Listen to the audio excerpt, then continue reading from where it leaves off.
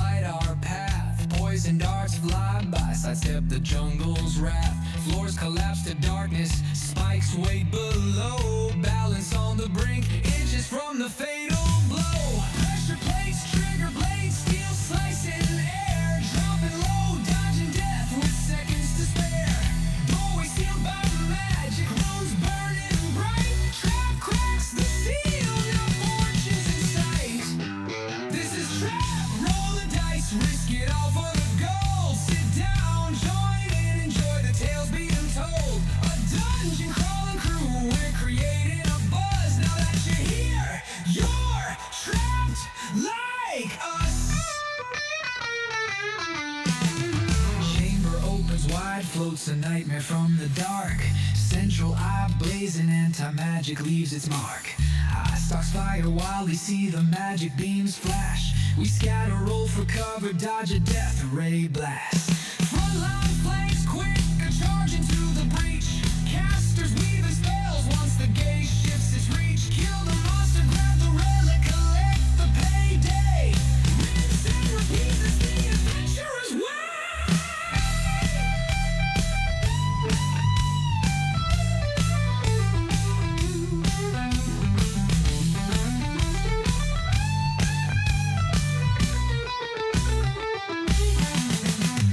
Music fills the tavern as the ale fills our glass. Put coin on the table, keep the drinks coming fast. Our tales grow taller with every round we're poured, showing new scars, trinkets, and loot that we scored. Bruised but triumphant, drinking straight through till dawn. Next morning, debriefing, another quest to go on. A new relic is located, we need to grab it ASAP. Guess we'll rest when we're dead, till then we're trapped. This is trap, roll the dice, risk it all for the gold. Sit down, join in, enjoy the tales being told. A dungeon crawling crew, we're creating a buzz. Now that you're here, you're trapped like us.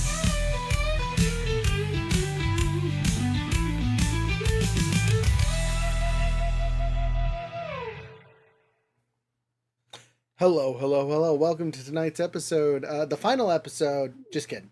Younger, take it away. Yes, I believe it's episode 9, correct? It is episode 9, yes. Return to the Spire. Or Back to the Spire. I think it's back to like Back to the Future, Back to the Spire. Hey, thanks for the follow, Professor Dabs. Appreciate you. Somebody turn the archivist on. So, we're gonna do reviews add the first, archivist- and then the archivist won't get confused. But speaking of archivist, we will, since most of you have finished your bastion stuff, once we actually get it in here, we'll start with that, so it has that right up front, so we can search that later, because it'll make our jobs way simpler in the future. Anyway, sorry, Younger, don't mean to cut you off. I was just going to ask, who would like to start off with the recap? I think Rook would be an excellent choice, as he ran a little session last. How dare you say such terrible things about me? I'll give you a hint. Something pineapples under the sea, little rat folk man, the occasional squirrel. Yep. Are you ready, kids? I can't hear you. Good. All right. Anyway, so last session was a one-shot in the universe that we were playing in. We got sucked into an item. We ran into a member of T.R.A.P, an official member of T.R.A.P, one of the people in the city, and basically said, look, you sign contracts just because you're working for the king, that doesn't mean you're getting released, but we'll make you a sweetheart deal if you retrieve some items for us out of the place that you own already. So you're basically doing cleanup that you probably have to do anyway, yada, yada, yada. It'll be easy. You just got to go to this room no one's came out of alive and retrieve the items. And you guys seem to be really good at that. So we went there. And got sucked into a world. It was very motify to the SpongeBob universe, just because I thought it was funny. We went through that. Say what? There's a reason why you didn't get to watch that when you were a little kid, you know. I had to watch it until I was a high schooler watching, doing babysitting work. It's terrible. But with all that, we went there, and there was like tournaments and games and things like that, and then we fought a giant wannabe Patrick Star. I don't remember what we called him. Bateman. We called him Bateman. Bateman. Right, yeah, because he couldn't be Patrick; he was Bateman. Fought a giant Bateman. Eventually defeated him. Retrieved some items. Then we came back to the real world, and the majority of these items were yoinked from us by the little rat man, as those were Under our protest. pay to win, pay to play. Hey, you get your legendary adventurer status, so Trap will listen to you guys instead of telling you what to do, kind of thing. Allowing us to still have and use Trap contacts and impersonnel and things like that for when we need it, but also being able to work directly into the king without any questions, problems, issues.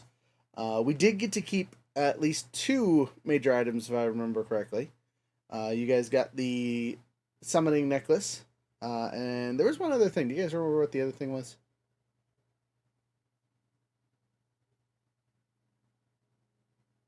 Was it a trident? It was not the trident. No, the teleporting trident got taken away. The sword got taken away. The conch got taken away. The Oh hell, the magic conch. oh, it was the net. gotta- The net didn't get taken away because no one knew what it was. Yeah. And neither The net did of- the whale stuffy. The net of plot convenience. Oh, was it, or was it the whale stuffy? No, the net got it. Was the whale stuffy. So both things Juliet had were what we got to keep. Apparently, no one searched her.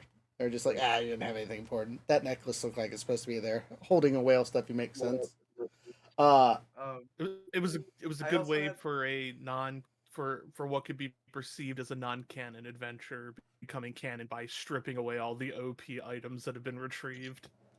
There was also like a book of fairy tales. Yep, that got taken. Yeah. And the big item itself that was the dimension warping. The Book of Tales. Yeah.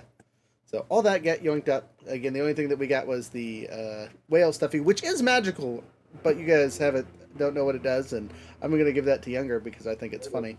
And 2, the summoning necklace, which has a unique effect, which when and if you guys use it, if you don't mind, Younger, I will describe what happens the first time you guys use it outside of the SpongeBob universe. When you did it there, it became a super large carriage that had a dragon attached to it. Oh my gosh. Okay. I would like to make a point of clarification. Some of us did not, in fact, have contracts with Trap, and are just kind of drug along for the ride. Yeah, you guys just helped us out. Point of Yeah, clarification. just got the title. You showed up.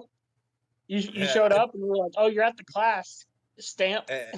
No. See, Aeolus didn't sign crap, and he's not interested in any guild politics. Got to help your heroes, Brennar. I think it's Bernard that has the hero complex. He thinks we're good people still. Exactly. As I say, Brennar got to help his heroes. Oh, but that See was him in act- that was our Aeolus that was saying that. Yeah, I got you. No, I'm not. Okay, not and interested in joining a large organization. with the conclusion of your guys' tale, I will say that during your guys' town time, you were able to discern which bastion components you would like to have. All right, time out. If you're doing bastion stuff, let me get the thing in here. The power of notes compels you. The power of friendship. Let me update the players in this thing. There he is. Okay. I'm going to be the most rude, and I'm just going to go on the order of my screen. So again, starting with Rook, what components do you have? So for my part of the bastion, I have a cramped bedroom, a cozy or comfy parlor, a library, and a garden.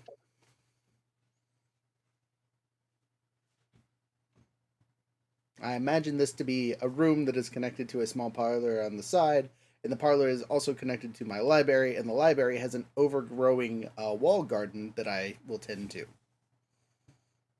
Ooh, nice. Very, very nice. And I was like, this is my room. It is peaceful. I need it. Next on the list is Great Worm, Tarna's character.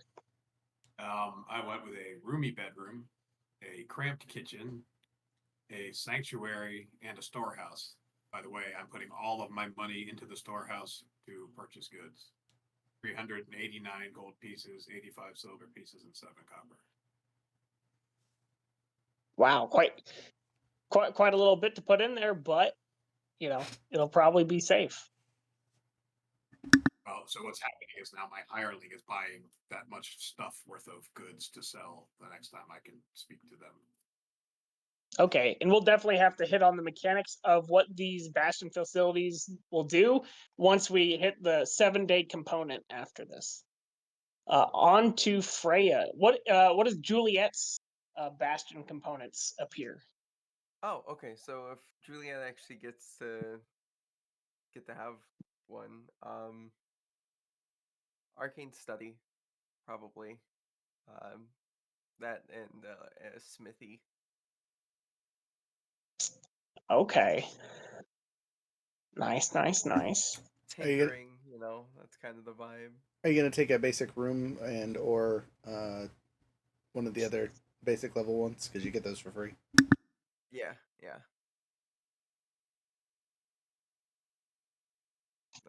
Basic room. I don't know the other. Sorry, I'm still a little confused on how that worked. The bastion stuff worked. You're good. Okay, and on to Jared. He was sleeping in the rafters last session. But he has the option to have his own room and everything else, like all of us in the Bastion. So what components are you? Our stand-in dungeon master made it clear somewhat, like that was you get pick rooms. He said it was homework. So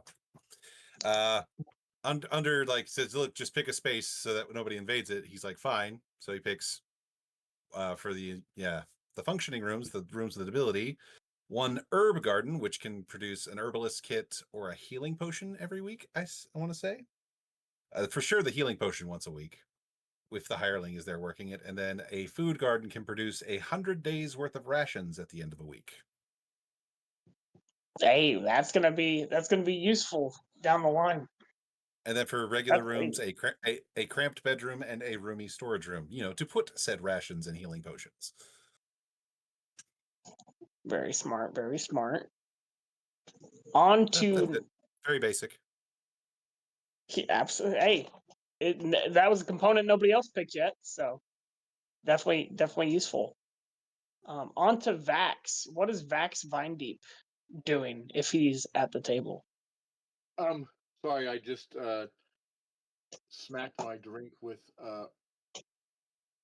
somebody's sword, and it hit the ceiling fan and shattered and wetted my thing. So it looks kind of like this, but I think I remember what I had going on. Oh, where's my camera? Oh my god! I didn't notice I whacked the camera. I hope the sword didn't stab your camera. No, it's in its sheath still. I was Okay, I thought it shattered. I was like, oh. No, it shattered a big chalice I had full of liquid. So yeah, this is what my list looks like right now. So it's gonna take me a second. Can we go? Can I go last? Yes, absolutely. Okay. On to on to Tino. What does Brennar's rooms look like?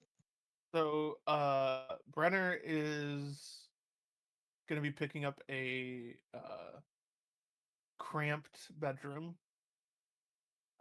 because he's used to those. And gonna go for a roomy courtyard. And which is gonna be right outside his bedroom. And it's probably why he picked it. Like, it was the trade-off of like, oh, there's this nice like empty courtyard area that I could have just to myself. And I know it's not like an official. It wouldn't be like to any official capacity. But I know he would have like a either some sort of like weighted bag or training dummy or something out there to work on. Okay. So I know it wouldn't be like an official like training room because that's a higher level thing. But as for special facilities, he will be clearing out a couple rooms, and will be setting up an armory for weapons. And you know what, we're going to need people to wield those weapons in case something happens while we're away. So I will also do a barracks. Okay, lovely. And does that give you, what is it? Does it give you 4 or 12? So a barracks can do up to 12 for 2,000 gold, and at level 9 you can upgrade it to a bigger size to have 25. Oh god, this is all off memory right now at this point. Once a week you can recruit 4 defenders, and with the armory it costs 100 gold pieces plus like flat plus 100 gold pieces per every defender to supply them. And what that does is if anybody attacks, the dice that normally gets rolled are d6s. Those would then get bumped up to d8s, which gives us a better chance of defending Success. in case there's an attack. Okay, So okay. we get a few more hirelings with those too, because I think the barracks is like requires 2 hirelings or something. One of them does, I think, but yeah, very very security minded, very like trying to make sure that we're kept good and safe. As mentioned last session, Div has been away the majority of the time.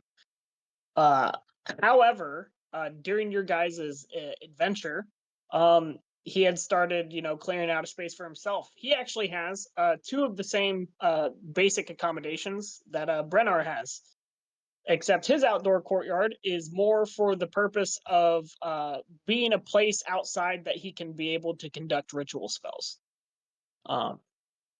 However, the 2 rooms that I chose was the arcane study and a library.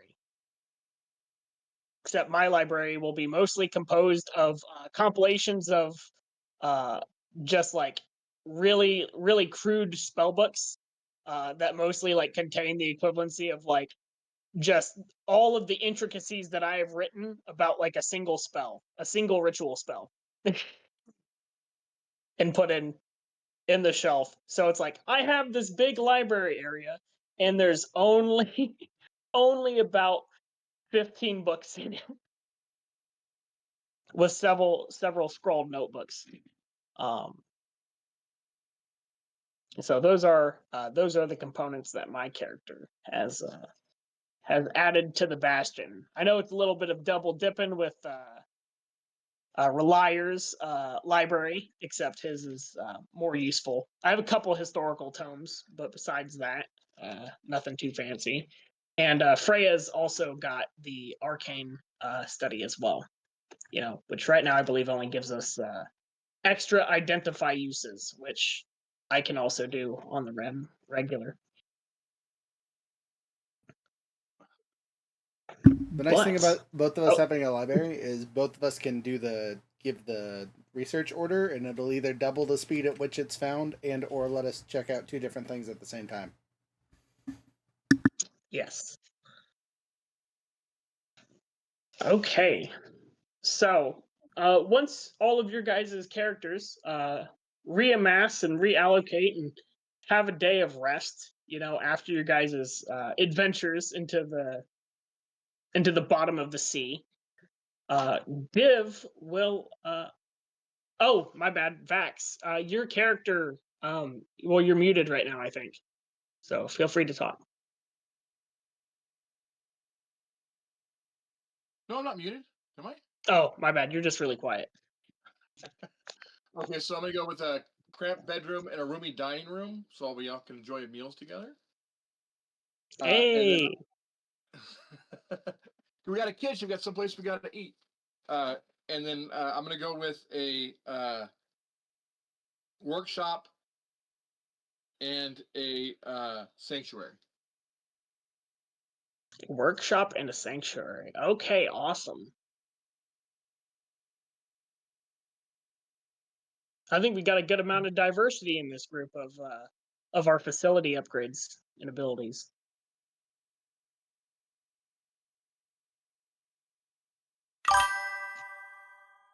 Okay, Yeah, with pretty that, diverse. yeah. With that, can you hit me up on this, Rook? What happened to your guys' pineapple breakfast feast area? It's still there technically, and I mean, if RJ is the one that is in control of the kitchen slash dining room, it could probably be his stuff. Would you like that? Yeah, sure. Sounds great. Okay, awesome. Then it is yours. He is in charge. He decides whether you get soup or not. RJ, do you use a holy symbol? Yes. Okay. Cool. I didn't know. I'm draining the Interesting. soda out of my laptop right now. Sorry. All good. Been there, done that. Okay. Well, as you guys amass into the pineapple dining room for breakfast the next day, you are welcomed with a familiar setup of unseen servants having prepared the congealed foods of which amass into whichever desirable foods that you would like, whether it be your favorite foods as you chose last time, and or you could possibly focus and produce something different. Eggs and bacon. I think this time Brenner focuses and a small bucket of sausage biscuits and gravy appears. Ooh, A full bucket. Hell yeah, let's go. that's like a dream. Wet flour on dry flour Yes. Okay. with animal fat holding it all together. So good. I think seeing the possibility of a bucket appear just unlocked something in our barbarian. And the bucket of would-be spicy chicken wings has appeared as For a breakfast? callback Right. to a different campaign. Verling is not here, unfortunately.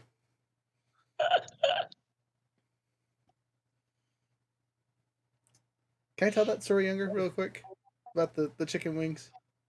Sure. Yeah, so we were in campaign of our last. The fair over this.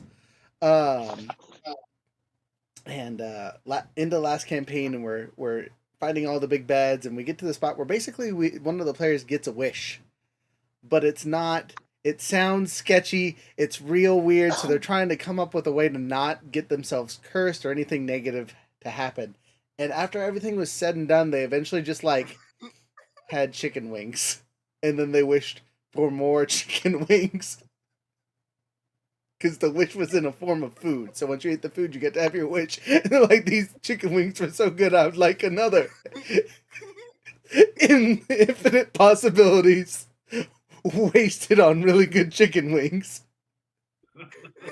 No, listen. If I was presented with a unaltered wish, wishing for a bucket of deep fried chicken wings is whenever I want. Wouldn't be the worst thing. It wasn't whenever he wanted, though. It was just that one time Just after that. already eating a bucket of Oh, chicken wait, it was wings. just once? Yeah, it was. Okay, no, that is wasted. Then no, never mind. was- I was like, it was unlimited chicken wings. That's a fantastic. restaurant, my guy. What do you? Oh, I loved it. It was so good. I remember back then I was cackling. It was so Oh dumb. god. Anyway, Oh, that's beautiful. Ralire senses ire from another universe, but whew. Just two dudes eating out of buckets for breakfast. Just knowing nod towards you. Yeah, good idea. I like that. I'll like offer the bucket a little bit if you want to dip one of your chicken into the gravy. Meanwhile, the Oh survivalist my god, is yes. carefully and carefully eating and appreciating his eggs and bacon. A guy who has spent years going into deep wildernesses to learning how to survive in different climates is looking at you just gorge yourselves. He's just like godless savages. We. Oh.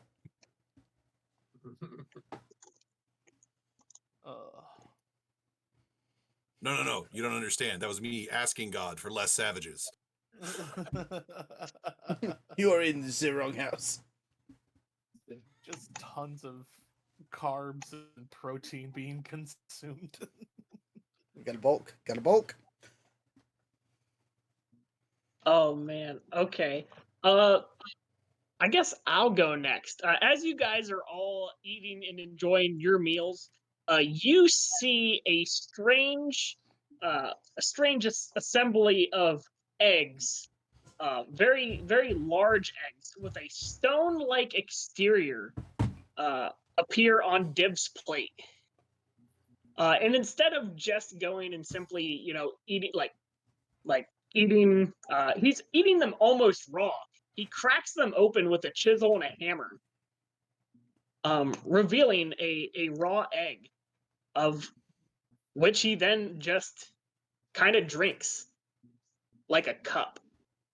26 survival. What kind of eggs is he eating? I'm eating cockatrice eggs. Yeah, I'm just gonna leave that alone. That's how you turn to stone, baby. Yeah, you see that there's an assembly of spices like wild thyme and rosemary and some salt that he sprinkles in and mixes up real quick, before going and taking his downs. But he's definitely he's even got some like almost like fire salts that he can like put in there to like kind of make it so that if he wants it to be a little cooked. Very arcane, an arcane like display of strange foods.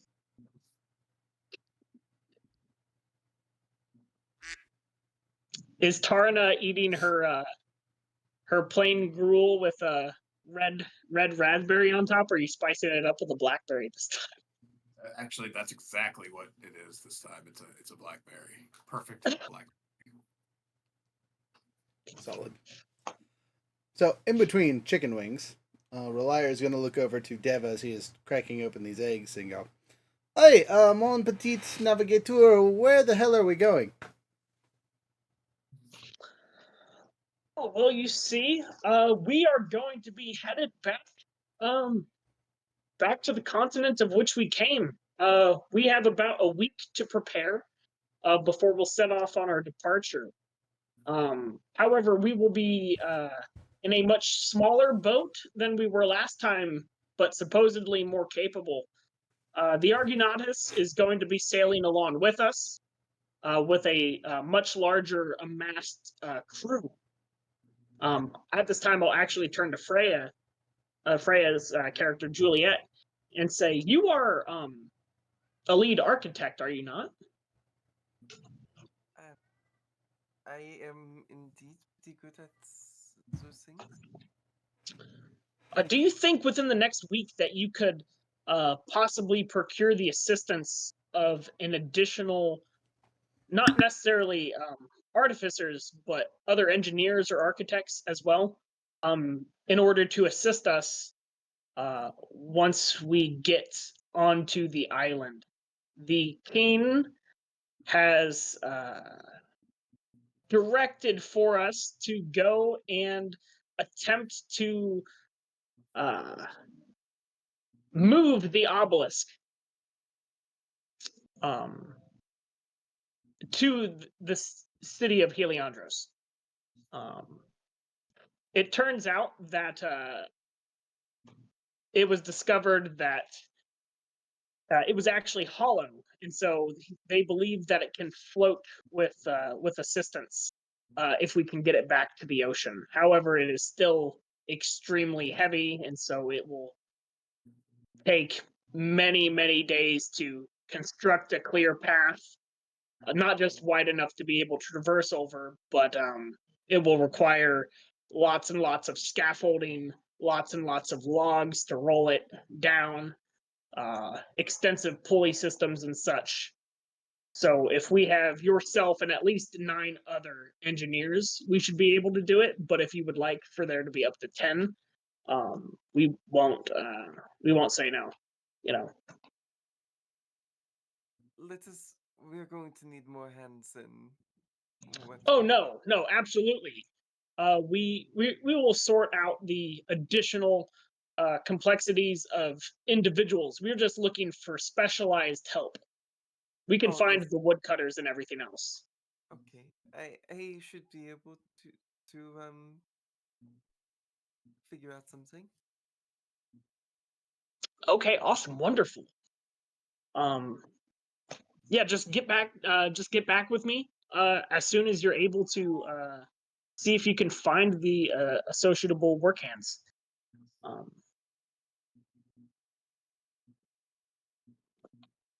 So that'll be one thing. The next person I will address is actually going to be Brennar. Yeah. So do I have it right that you are a mercenary of some kind?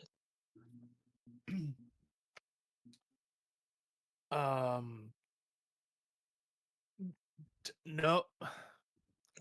I think by like basic definition that's not wrong. I am currently being employed for combat and or bodyguard related activities, so you could consider that mercenary work, but I mainly just do one thing. I believe the technical term is security and retrieval specialist. Okay. Yeah. I'll go and turn and look at what is your character's name right now, Jared? On my freaking profile though, but all right. Aeolus. Aeolus, okay. That would require him so I to will read. turn He can't read. I'll turn to Aeolus Yeah. and Brennan, and well, I can't see his whole name right now. I just see Jared and Bobby. But he does. Brenner genuinely answers that in a very confused way, not really sure how to answer it, but he did the best he could. If you Yeah, mouse over the picture in Discord, it shows everything. He's on a phone. Yeah, I'm on my phone right now. Unfortunately. On your phone now. Well then. So I will go and ask you both if you might possibly know if you have any associates of which you are not greatly attached to on a personal note. If you would know anybody who would be willing to assist in the expedition as extra muscle. Look, Shorty, if I had any friends, do you think I'd be here? Look up at you and be like, Careful, he's at nut biting distance. Brenner looks at this guy and he says, listen, I'm gonna tell you no, because the way you worded it made it sound very sketchy, but I want you to know that I am lying about that. Sketchy. He's leaving so it's chalk like very, marks on the very floor. He's so obvious sketchy. that like you're lying about it. You just say the words no. No, Brenner says those exact words. Oh, I just mean it's dangerous work, and I mean I wouldn't be surprised based off of our previous experience. Most of the last adventuring party before us had perished. You know, that's the only reason why I used the verbiage that I did.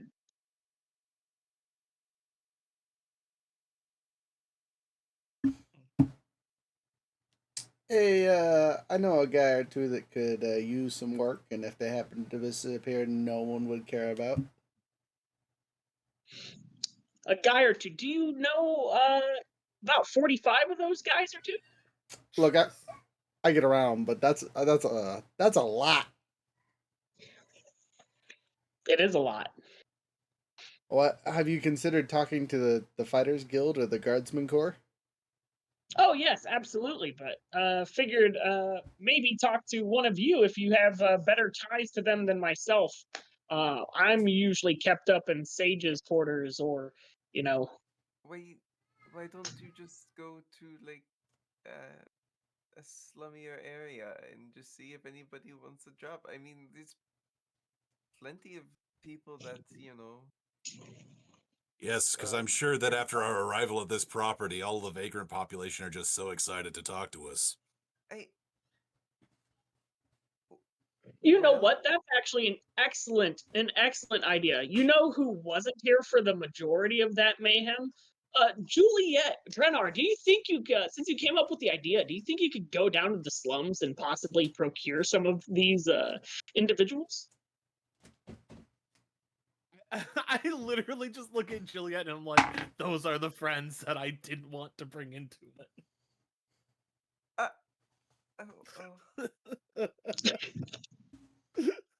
she's just gonna grab one of her little like breakfast croissant things, just start eating it very slowly.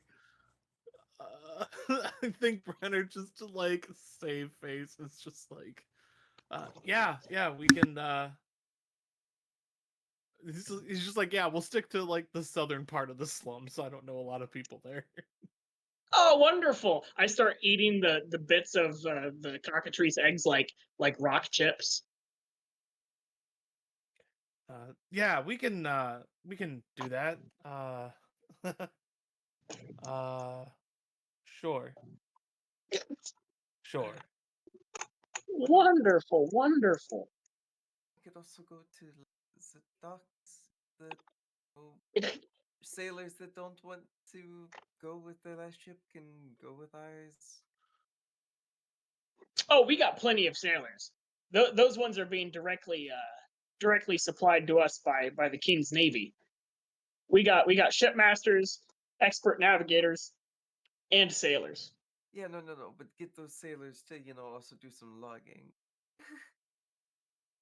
Oof. Unfortunately, uh, unfortunately, no. The sailors themselves will not do logging. But if you find enough personnel from the Southern District, as you call it, we will have roughly half of them be security and half of them be laborers. So, real quick, just to clarify, you mean Slow just turning head. just you're looking for watchmen and like laborers, just people to Think haul stuff. think like level 1 fighter maybe, or just a regular guy looking for a job as a woodcutter. Doesn't sound too bad. I can work with that. Yeah, I can head down there. You can stay here if you want, Juliet. I know you got your study and stuff you're working on. I mean, no, I can come. It's no issue. Wonderful, wonderful. Hmm. Let's see. What else could we? I turn to Tarna and I say, "Do you happen to? You're our only technical healer in the group, are you not?" What the fuck am I? Chop liver? I would say I'm a healing specialist, but not the only. A healing specialist with an assistant of Rook and his Azamar related healing abilities. But we most recently, or almost recently, lost our paladin Arthur. Yeah, so and our bard.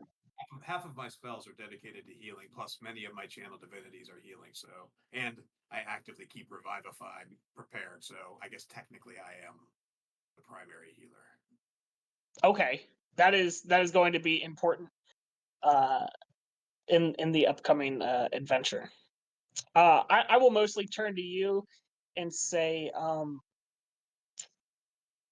I know that you, based off of our travels together, you worship more of a in a spiritual sense. Yes, the light at the center of the universe. Okay, perfect. With your skills and magic use, that will become obviously super important in regards to both accidents that happen at the camp. Do you think there's any? Do you perform any religious services in the sense of spiritualism? I mean, like teaching people. Yeah, or if people are searching for spiritual guidance and or like almost like a church attendance. I certainly can show people the way, but generally I like to serve by providing free medical assistance and help the needy around the city. Okay. Um. Now, With. I talk about the light at that time, so I've been around to many of the poorhouses, food banks, parishes. So I certainly know many people that I've helped over the years. Okay. If you believe there to be anybody who would be worthy of assisting on the adventure um, as a cleric or priest in regards to assisting you in those endeavors, you may feel free to go and reach out to those additional parishes or churches or temples Yeah, that's what or I'll druid just circle.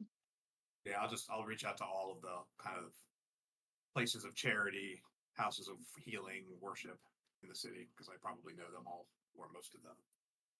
Okay, awesome. You're gonna go and uh oh, what do they call those people who go out and across the seas and Missionary? yeah, Yeah, I was gonna you're gonna say. go and bring more missionaries. You're gonna go and bring a missionary party. Okay. Um, that covers the majority of the individuals that we are going to need to attempt to procure. Div will find out a way how to fill in the rest of the gaps. But at this time, Juliet, I will need her to roll 2d10s. Okay. Also, if it matters at all, your boy has 5 potions of healing, a herbalism kit, and a medicine kit in his bag. That will be important. I got 2 6s. Okay, perfect. You're able to easily acquire all 10 additional of the architects. I have a list of them. You could describe how you know each of them, whether it's through work or through learning, scholarly pursuits, or whatever. Definitely scholarly pursuits. Um, Work is very not that she really do a lot of that, but yeah, Okay, definitely more awesome. scholarly pursuits. Now onto Brennar. You go down to the Southern District. Is your intent to actually hire woodcutters and other laborers and mercenaries or ruffians? He said he's looking for just workers and people to watch. So, I mean, he's just looking for people that are that seem capable enough that they're not just gonna pass out. I don't think he's gonna go to like any. I don't want to say like friend circle, but like any like network that he was a part of when he was on the street. But yeah, he'll look for people that look like they can at least like, stop somebody if they try stealing something, off the ship or whatever. Do you take anybody down to this area with you? I don't want Juliet to come with me, but I know Juliet will come with me, so because I don't want them in the slums. Yeah.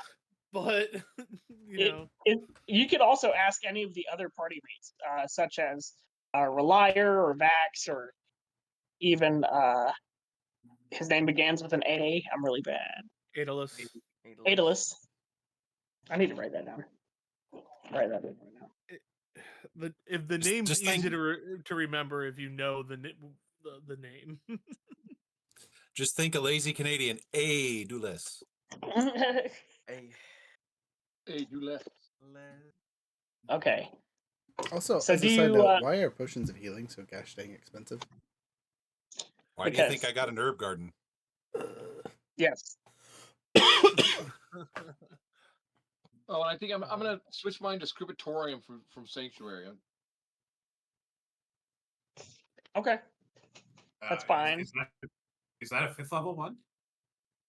I don't know. I didn't even look to learn. Yeah, that's a Yeah, you have level to. It one. has to fit within the 5th level slots. Yeah, at level 9, we get 2 more special rooms that are just given to us for leveling. So you'll be able to get that for free at level 9.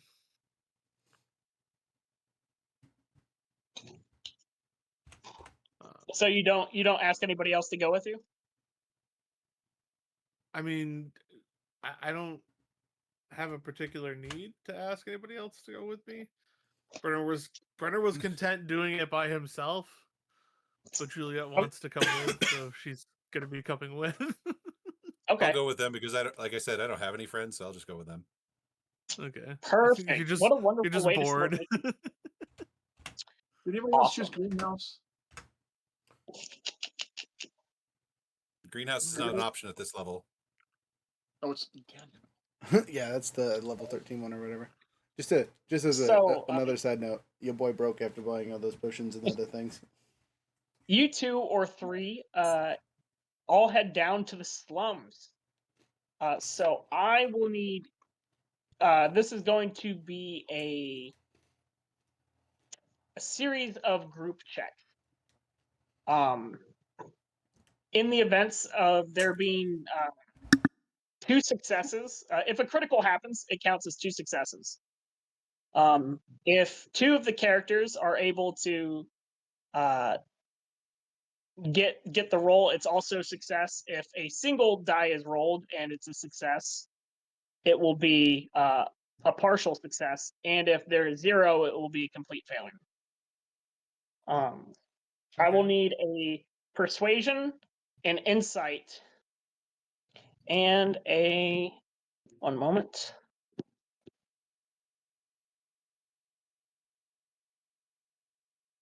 I don't know what this is up right now.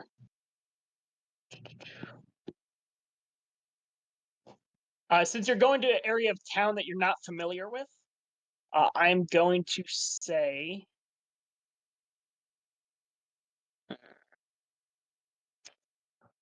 would you be I'll say a history check, because you guys have has your character been in this town very long there, Jared?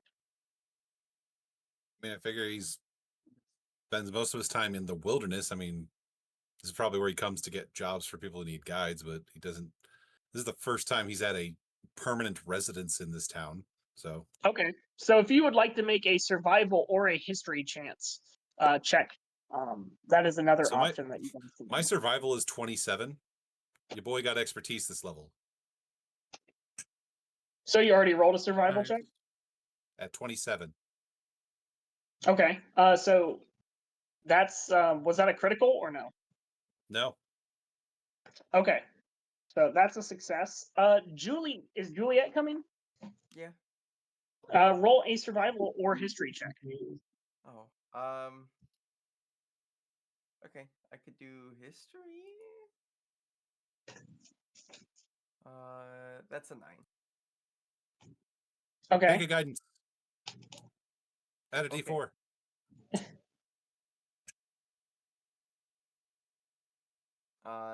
That's a 12. It's over 10. So yeah, you're at least above Okay. average. So now we're going to go over to Brennar. You can either do a survival or history check. I already gave her the guidance, so good luck. And this is for what exactly? Going Navigating the around slums. to good places down to downtown in order to find the individuals of what you were looking for. Navigating the slums. Since Brenner grew up on the streets, would it be possible to convert that from a survival to an insight? Just I based plan on on people doing that I that know. next. But I will give you Okay. advantage on the roll. Okay. You All told me right. about it. So survival or history? Yeah, we're doing survival. Yeah, no, we're not letting that 8 intelligence do any lifting here. D20, Tino, D20. There we go. Okay, that's a 15 plus 2, 17. Okay, 17. Excellent. Okay, so you guys are able to go, and it took you a minute as you were walking in, mostly because you were trying to avoid the absolute worst parts of town that you knew about. So it took you a little bit longer to get there, but then you were able to find the area of where you believe you will have the highest chance of collecting individuals, and it does indeed happen to be a large amount of them. You guys witnessed sprinting out of that very same place that you all call home now. Not all of them by any means, but if you do remember, there was at least 100+ individuals who escaped, on top of the 30+ you killed. Right. So that Juliet, that none of us were involved with. Exactly. Well, I was. You were. Yeah. But you're rogue, so you're sneaky, right? Okay. So that is a dirty 20 for stealth check to just kind of disappear into the shadows and continue to trail them. Okay, you are able to successfully elude the eyes and gazes from many people. As you are a hooded figure, you know there are a lot of individuals who look similar to you. You know, a lot of people trying to stay to their own, or minding their own business and such. So you do not look out of place. Your stealth could either be that of looking like everybody else, and or actually avoiding their gaze entirely. I also have boots of elven kind, so. Yeah. On to the next series of checks. You can attempt to persuade individuals, or provide insight checks on seeing if they are the types of individuals who would be interested. Essentially, what this would do is if you guys do successful insight checks, it will give you advantage on any persuasion check. Okay, I will definitely do persuasion. I'm also going to use an item I have, perfume. It gives me advantage on charisma persuasion check made to influence indifferent humanoids within 5 feet of myself. 17 on insight, and I'm maintaining concentration on that guidance for her. So and that lasts for an hour. Okay, awesome. So an hour will be plenty of time to be able to get your guys' words across. I guess that means Brennar, if you are able to do a successful either insight or that's what you wanted to do before, right? Was insight check? Yeah, it was to like to see who basically This would who be are the people time that we to, can trust that aren't too desperate, you know. oh, this would be the time to do the insight check in order to give instead of giving advantage to Juliet's roll, since she has already advantage, it will be a dice modifier to her roll. Okay. And you did say that you would give me advantage on the insight, right? Because I lived Yes. on the streets. Okay. All right. Oh, baby, that's a 19 on the die plus insight plus 5 for 24. So getting led to the right part of town, you're like, I know that guy knows how to swing an axe. You know, like I know how this person knows how to use the saw. Like you're able to point out the skilled laborers from, you know, that are just on hard times, Yeah. as opposed to like the druggy vagrants. Yeah. Right. At some point, I take you guys to like the slum version of Home Depot. Like these guys could all use work. They're pretty cool.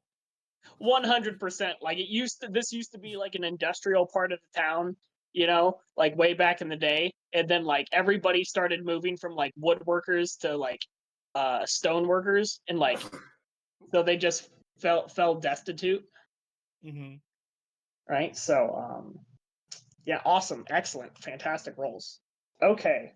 Now on to Juliet. You can do your persuasion check at advantage. And what extra die are you adding on for the help? This will be a multiplier. So after the check, whether you pass or fail, I will roll a d4 to determine the multiplier of it. I got a 24 with natural 19. With a natural 20? No. Okay. Okay. You are We both rolled 19. you are able to go and find exactly how many people that I requested. On top of that, about 10 of those people are actually more skilled than what I requested. I have to say, after all that talking is done, Juliet is just, she like kind of gets Al, and then uses Al for like a piggyback ride because she's done. She's done with people and existing.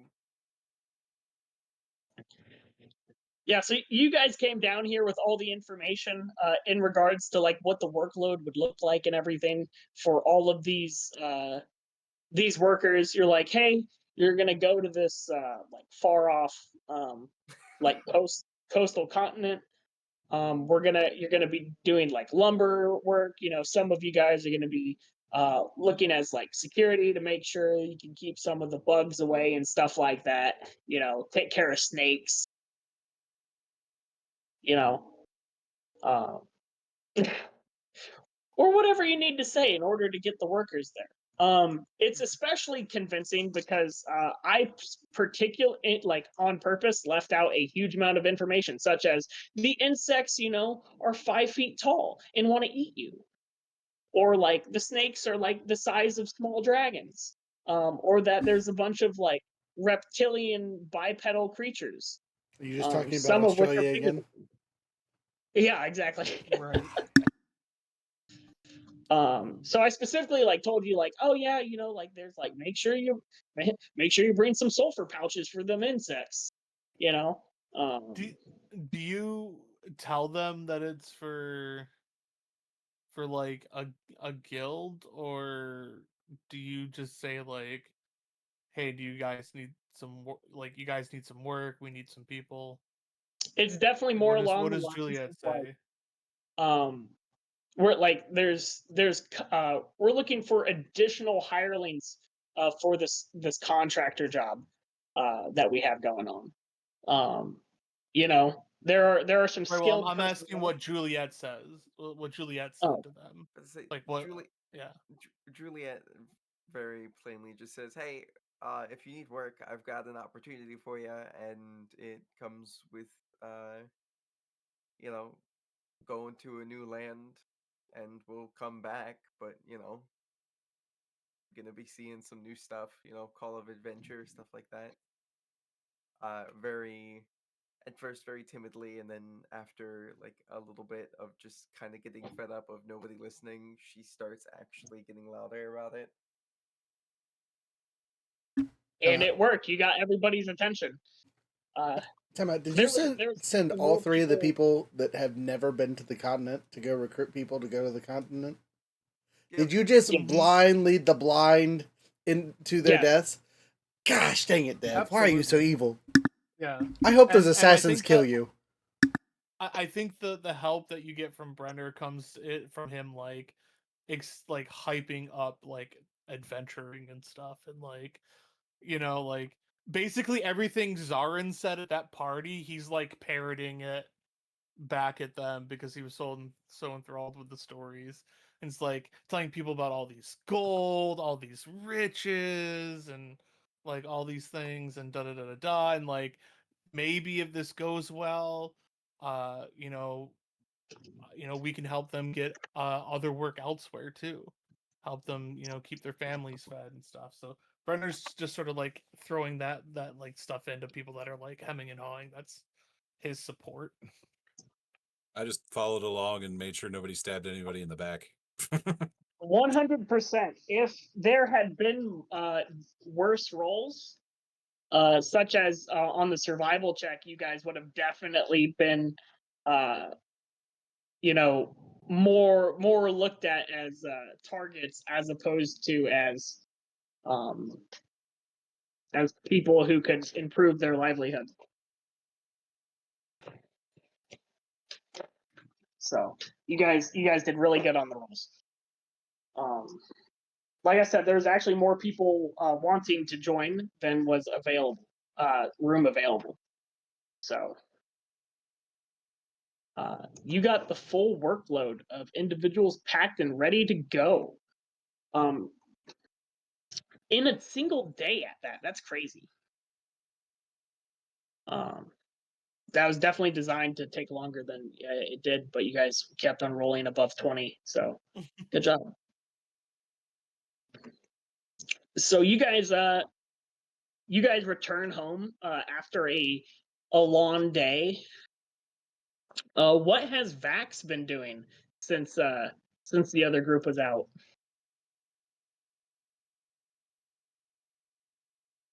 Straight up muted.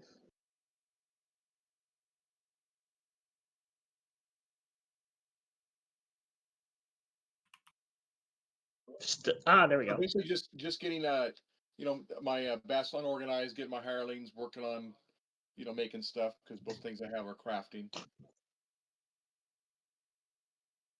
Okay, lovely, lovely, lovely. How about you there, Ralire? Ralire went to the market to buy all the potions and healing kits and things like that since we're going back to the island. Wonderful, wonderful. And what about Tarna? What has she been up to? Well, so she's going to all of the temples and shrines and pastures and appealing to the clergy and every single one of them based on their religion. So if they're a peaceful religion, hey, come in and promote peace and help the natives. If they're aggressive conversion like religion, hey, there's people to convert. So basically, she's using their own religious tenets to convince them that they need to go and help with this quest. Okay, so with this, I need you to roll me 2d12s.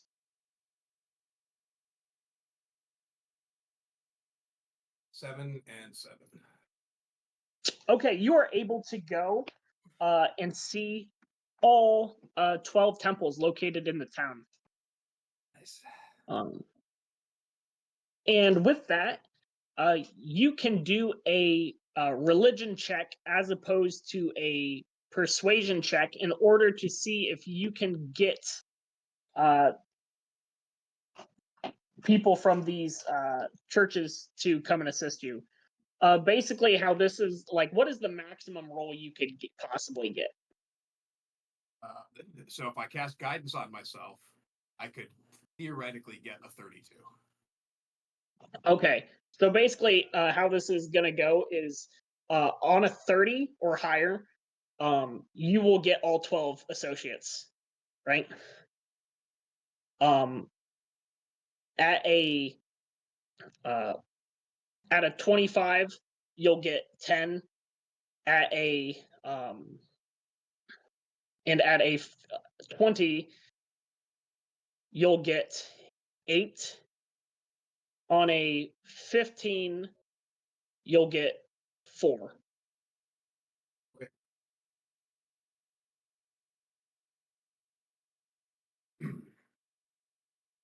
So 16 plus 3, 19 plus 8, 27. So 10. Okay, so you get 10. You get 10 additional clergy members. Going to can you roll me a d4?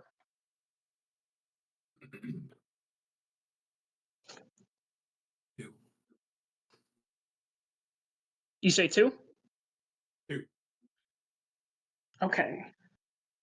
My pencil disappeared again. Oh, there it is. Okay. You found 2 not high level clerics, but higher level clerics who can also cast Revivify.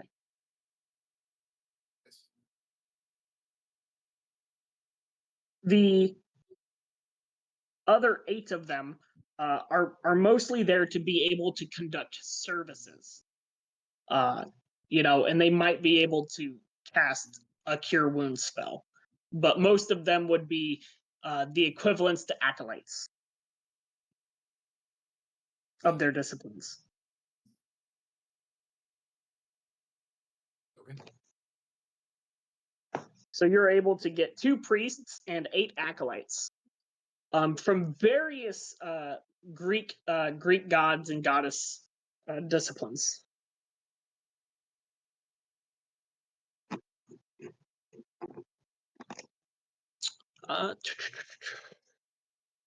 Okay. What do your guys' characters say or do once you return from your expeditions out into the town in order to find potential recruits? Well, mes amis, I am what they call broke once more. We just got paid. And like usual, I had money, and now it is gone. But for once, it's not on alcohol or other amenities. Instead, it is to keep you all alive.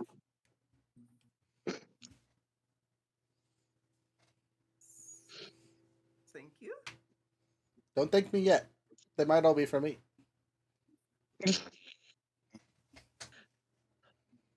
I laugh, but I know that it's a fact that I would die without my team.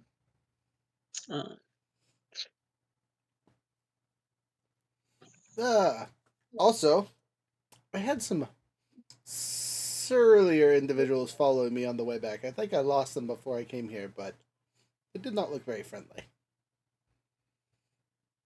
Were they well equipped or just? I didn't take their clothes off.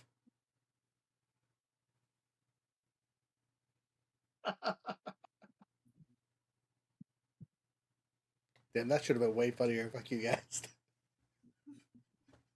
No. Sorry, I was somebody came in the room to ask a question real quick. So, Well, in character, Juliet did you just recognize looks them? at you like, what? Say what? Did you Yeah, recognize this is them? total what the fuck? What? Yeah, statement. Nope, never seen them before in my life. They just had that feeling. Mm. Maybe it was My gut said maybe it was danger. maybe it was traps trying to keep an eye on us.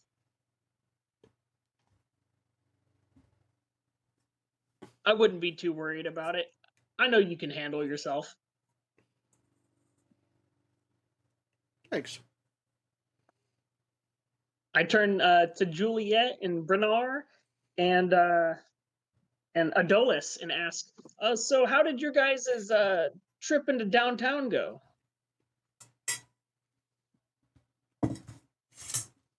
Juliet is still like piggyback ride on Al and is just like thumbs up and then head back down, very tired. We didn't die. It was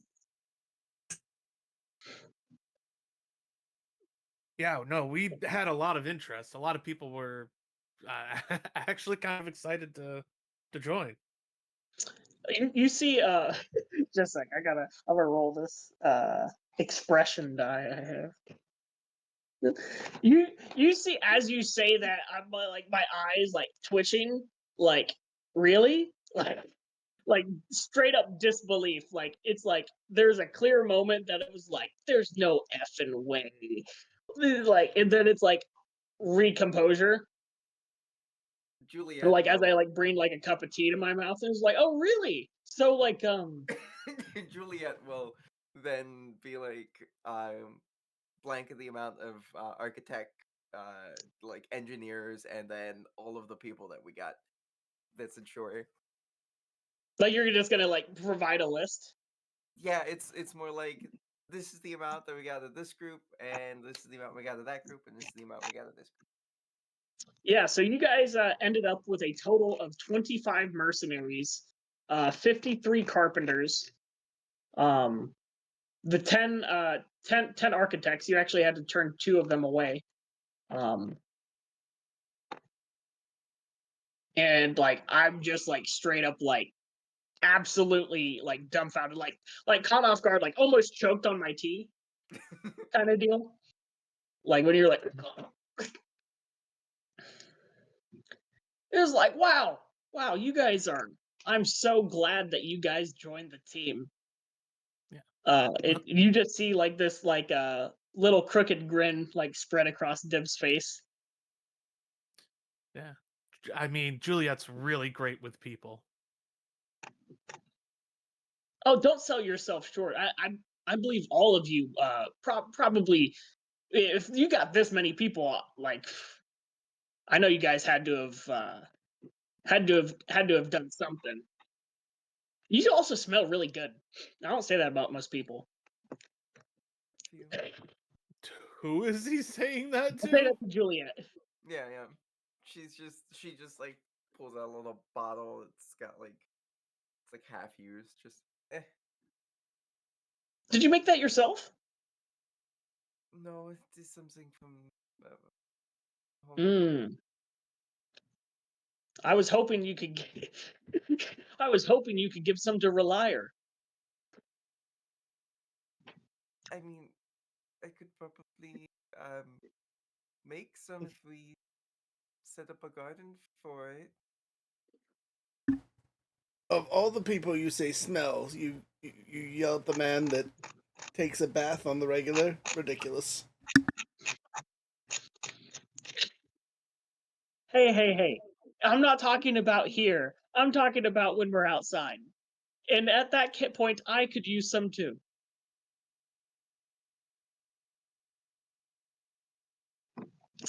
But yeah, you guys were able to completely find a complete roster of individuals to associate with. So you guys will have a week of downtime each to be able to do whatever you want within the city of Heliandros, within reason, before we head off on this expedition. And at the end of that, you will have the ability to gain the first benefit of your bastion. Okay. Mine'll be efficient if you want to just get mine done out of the way. Yeah, well, yeah, I'll go with you. What is Adolis doing? Recruit option on both to get hirelings in there. I'm just going to go to the orphanage where I grew up, see if there's anyone about to age out, and go, hey, you want a job? Okay. How big would you say this orphanage is? Why don't you decide randomly? It might be larger or Um, smaller than when I left. I think he wants you to give him the target size so he knows how big the building is when he burns it down later. Yes. Ah. Standard low? DM technique. High or low? No. So low will mean that it is low, small size. High will mean Yes. it's larger. Nat 20, so it is a massive freaking orphanage. I am going to roll a D100, and that is how many children are there, and then I will have that. 2. Roll a 2. I'll be purposely looking for surly teenagers who are looking to get out of the house. So there's a 75. So roll me lot of 4 orphans. D20s. 4 D20s? Yep. Oh, jeez. 18, 19, 17, and 8. Can you add those up for me? Because I'm stupid. 18, 19, 17, 8. 18, 19, 17, 8. 18, 19, 17, 8. 18, 19, 17, 8. 62. Okay. You find 62 teenagers who are looking Sorry. for a job. Sorry, 62 out of the 75 orphans in this orphanage are surly teenagers. My God. They're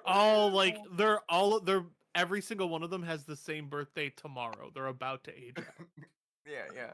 No. The way I see it, they're all different species, so they're all aging at different rates. So. Oh goodness.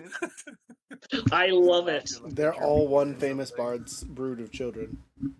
No. Dude, I don't know why there's like so Wait, are we in that world? No. I will be scouting out kids that look like either they get bullied a lot and are looking for an escape, or ones that are super rebellious and don't fit in and are just looking to finally get out of this dump. you're like I so only you need tell them 2. like I'm about to go on this crazy adventure across the ocean and I go need and someone to water my plants. So what jobs are you trying to hire these kids for exactly? Gardeners. I need someone to be the hirelings in my gardens. Oh. Okay. How many hirelings do you normally have? 1 hireling per room that has a function, typically. Is how it Yeah. works. So how many of these guys are you going to hire because you have a large amount of interest? Tell you what, I'll pick a pair of siblings so I don't separate anybody. Okay. You get a brother and sister who are twins. What species are they? Just a sec. Watch him roll names randomly are and I get like Luke and Leia. Thrycreen. I get like Oh, that'd be- Thrycreen. That might not be good. That would be crazy. They're goblins. Oh no, they're actually you won't believe that. They are Azamar. Oh. Okay. So They are, but the one is a fallen Azamar and one is a protection, like equivalency within the new D&D rules. So the older sibling is the protector and the other one is the surly little bugger. What to say? Why not have one be Asmar, one be Tiefling? That would also be funny. Yeah. They're twins. Angel and devil, yeah. You know, I'll allow it. I'll Fuck allow it. yeah, Absolutely. We like it. I'm henceforth just going to start calling them Lucy and Michael. Absolutely. Perfect. Yeah, Right. those are your like you said, you were looking for angsty teenagers, right? What kind of garden do you have, by the way?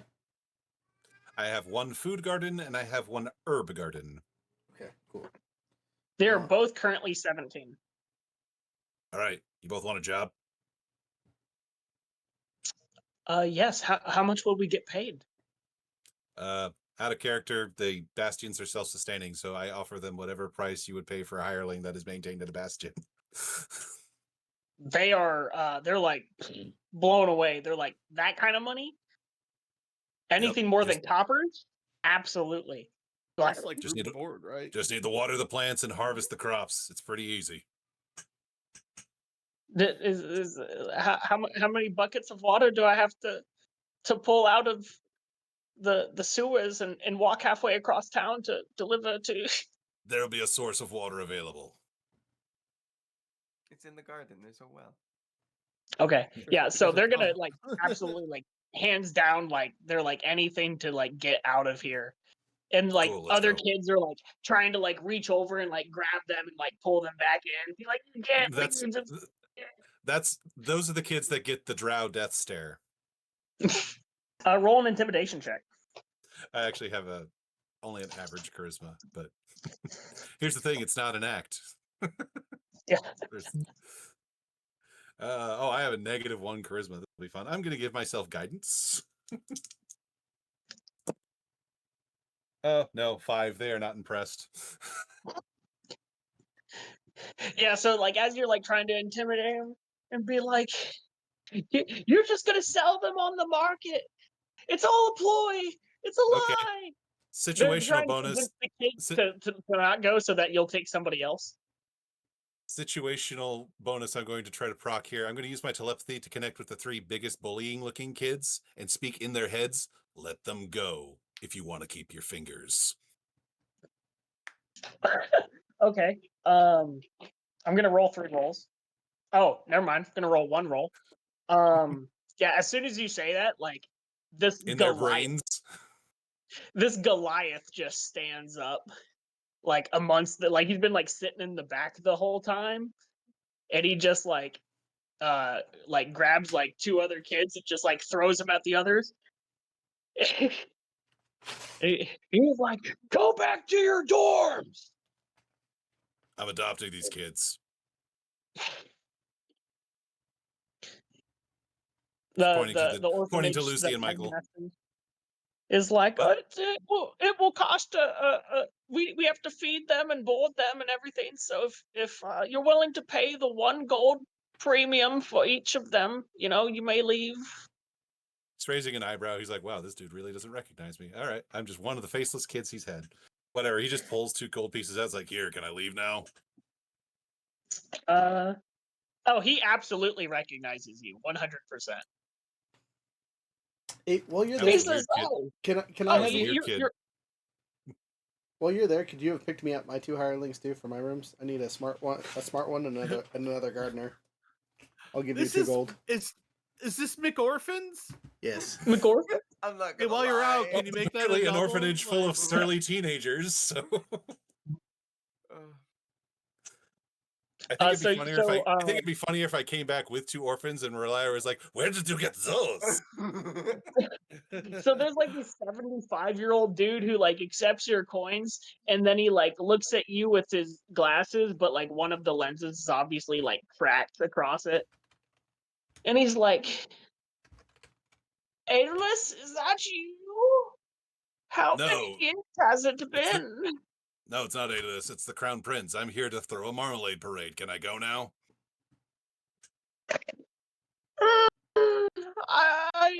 Yes, you paid. If that, feel free to come again. It's wonderful to see the crown, Aeolus.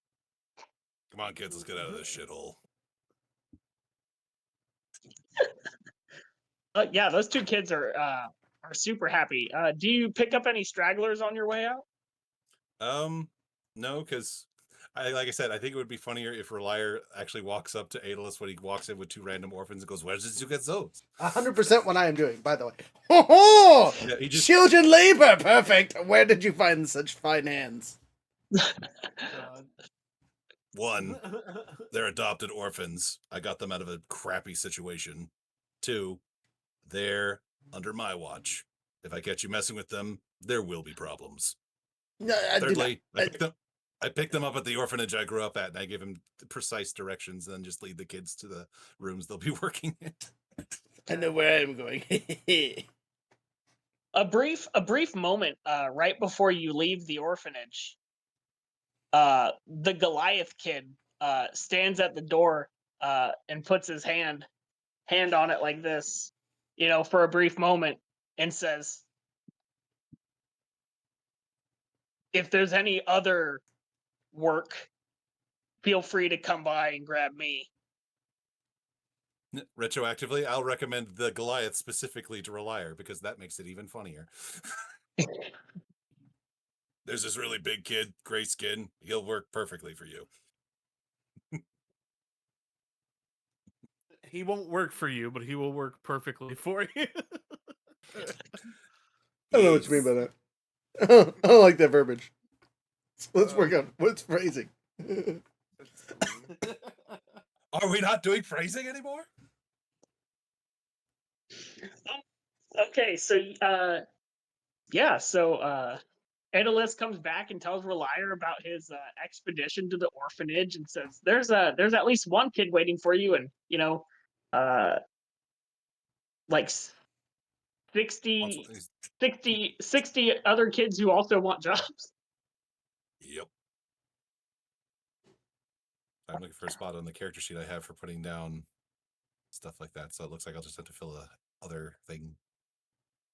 Oh, who'd we lose? RJ. Say, what were Brenner's bastion facility? Armory and barrack. Okay. Just have child soldiers. Just go to the orphanage, No, pick up all the kids. No. Nope, not doing that. Not yet. Next round. Ralire would take issue with that. That is one of those soft points for him. The children can do farm work and safe things. They do not need to fight. Yeah, they can do manual labor. That's fine. Good. Sweatshops it is then. Stamps. And to say, I need to find somebody for an arcane study and then the smithy. So, do you mind if I do mine really quick? Because not only absolutely, yeah. not only do I want to do the orphanage stuff, but I would also like to go down to the docks and check out the boats and get familiarized with the nautical stuff and meet some of the sailors and like know the crew before we leave. Absolutely. Okay, which one would you like to do first, the docks or? We'll do the orphanage Go one to the- because you kind of already described that. So Okay, yeah, you approach this massive, absolutely huge building. At the front desk is a small, like 16-year-old girl who seems to be like running desk operations. You can see that there's an office in the back where the old guy's sitting. As you enter the doorway. Yes, hello. What can I do for you, sir? hey, a comrade of mine has told me that this is a location that has a plethora of people about to be too old to be there and are looking for jobs and work. So there, I am looking to adopt a child / get them into the workforce under my tutelage. I'm looking for someone who can read, at least semi-proficiently, and someone who is good with delicate objects. Good with delicate objects. Just one moment. Why are we treating this like a recruitment center? So as you say, like good with delicate objects. It's kind of bug. If you don't get that Goliath, if you don't rescue that boy. Yes, hello. boy. I'm with the Big Brother slave labor program. Hey, they're getting paid and taken care of. We're putting them up for a good life, y'all. Well, an improvement at a minimum. The basically receptionist says, treating them the same.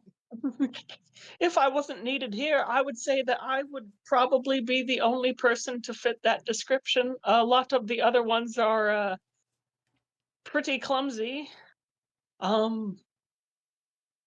can I work with literally I can work with rolled a clumsy. 1. Oh geez, okay. I can work with clumsy. One of it is garden work with flowers and various other small seedlings and stuff. So if they can work with their hands and do soil work, that's fine. They can be clumsy all they need as long as they know how to fix their mistakes. But The reading is a must. I need someone who can read and understands books and is able to do some form of research. I am willing to teach them, but I need someone who has an aptitude for it. She will actually go on to say that out of the 73 orphans left, all of them can actually read. The only person who actually can't read is the orphanage director, and that is why she works for him. Oh, okay. So anyone. Good.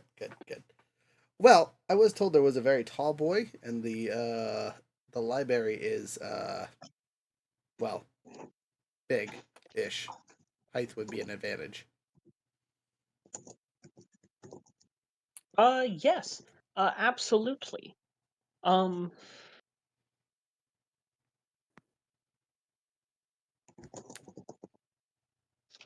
Just a sec. Wow. Oh, and probably someone She who's says, not "One moment." allergic to bees.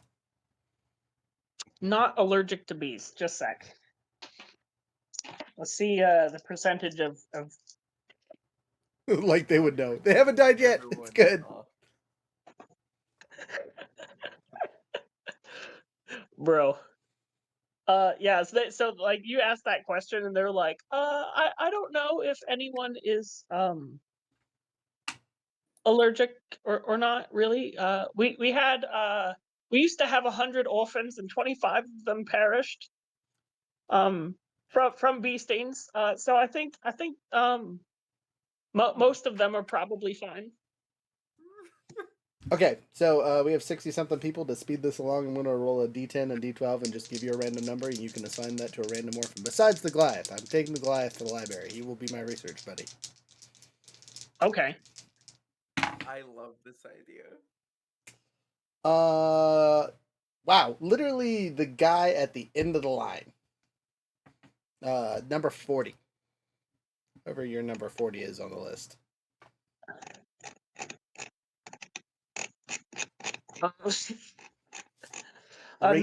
Number 40 is a kid called Mike. You go, Mike. All What right. is he? He's just a straight up generic human. We love Mike. He's doing a He's great like job. just starting to grow a mustache. Hey, no. my ASMR is called Mikey. That's okay. I'll rename him Mikolos. Nice. The other one, on the other hand, is his name is Thalgar. Or sorry, did I say Thalgar? I didn't mean Thalgar. I mean Theron. Theron Stonefist. Well, last name. Otherwise known as Bronze Breaker, from the time where he smashed through a bronze plate. All right, he'll start in the library. All right, so we got Mike in the garden and Bronze Breaker in the library. Cool beans. To the docks. Bump-a-dump-a-dump. You head on to the docks. Do you take anybody with you, such as possibly Vax or Tarna? I will announce to the group after I return from the orphanage that is where I'm heading, and offer anyone who would like to come with to tag along. I'll go. Are we just adopting children to fix everything? They're almost adults. Better here in a nice hotel with a roof over the head than on the streets, right? I mean, I guess. But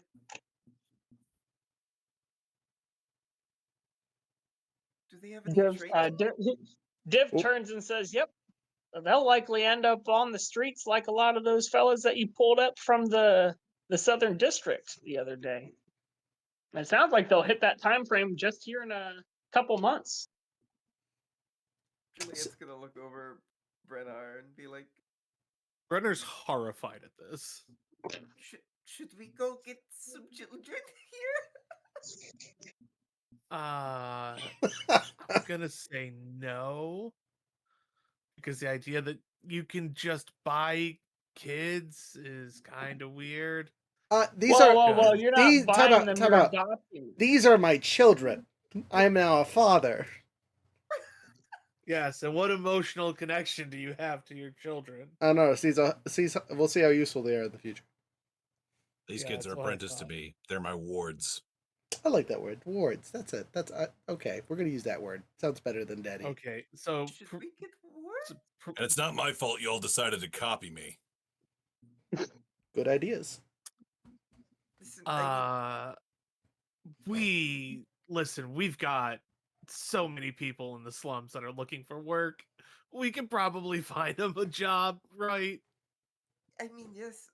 I mean, I just definitely need somebody who is arcane inclined for, you know, the study. Yeah. I mean, that kind of seems like an adult that would know more. Yes. This is true. And then The with likelihood of smithy- there being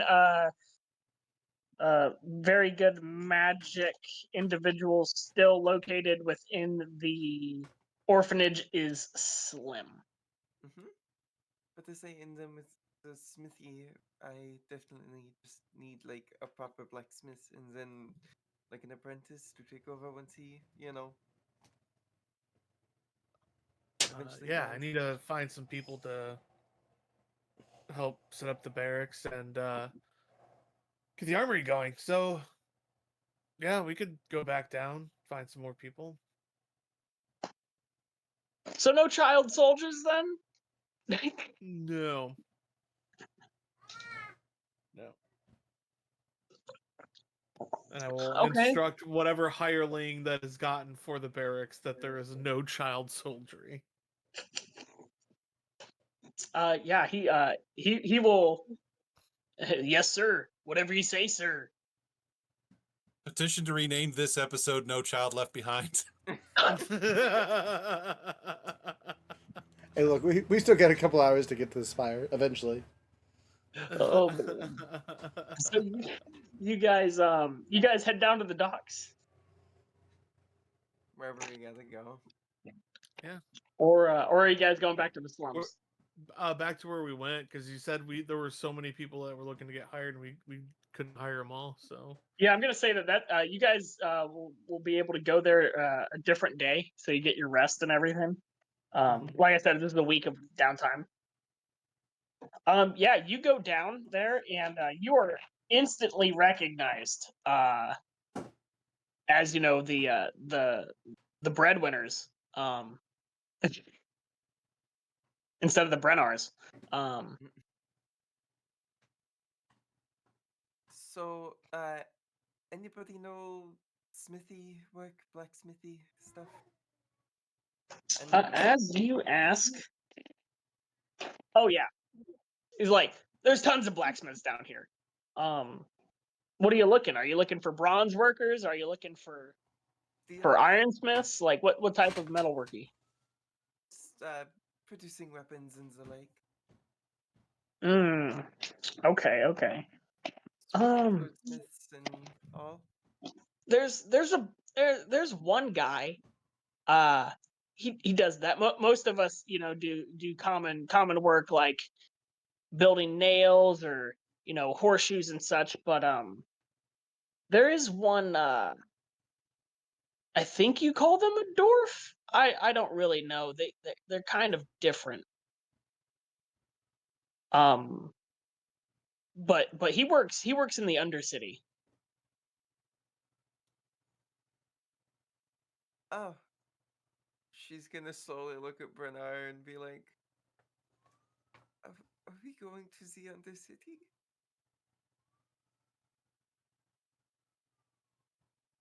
I don't. Brenner was distracted because he's trying to read a word that's on his hand that he keeps mispronouncing, but he doesn't know how to read it properly. So he doesn't know what you were saying. so, so you just get that look. You just see on his face he's lost immediately. Are we going to the Undercity to talk to this possible smithy person to recruit them? Uh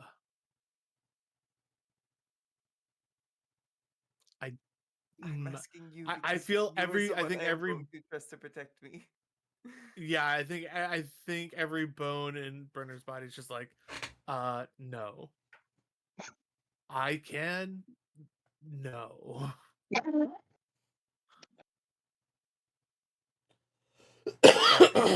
Yeah, as you say that, the guy was like, he's probably out of your price range, anyways. I mean, That's most likely not, but all right. Um, do you know of any wizardly people? Wizardly. Oh man, we're gonna find out. Yeah, listen, if it is the wizard that I just need to keep giving alcohol to keep doing research, sure, that's fine. There's a wizard. There's a Mhm. wizard. He there's a magic Is- user. I don't know if you call it a wizard. He might be a wizard. There's a magic user who claims that he can bring people back to life.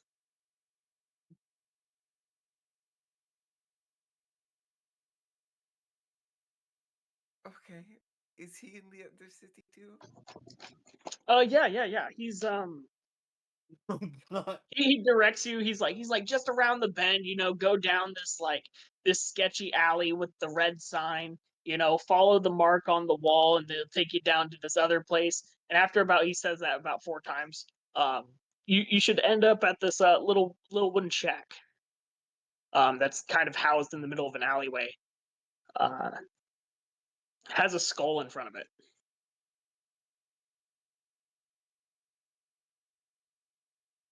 I I guess just we're look going. at Juliet. It's just that meme of the guy, that like balding guy that's got his hand on his hip with like the vest, like that's standing in the stadium just staring at the person taking a picture of him.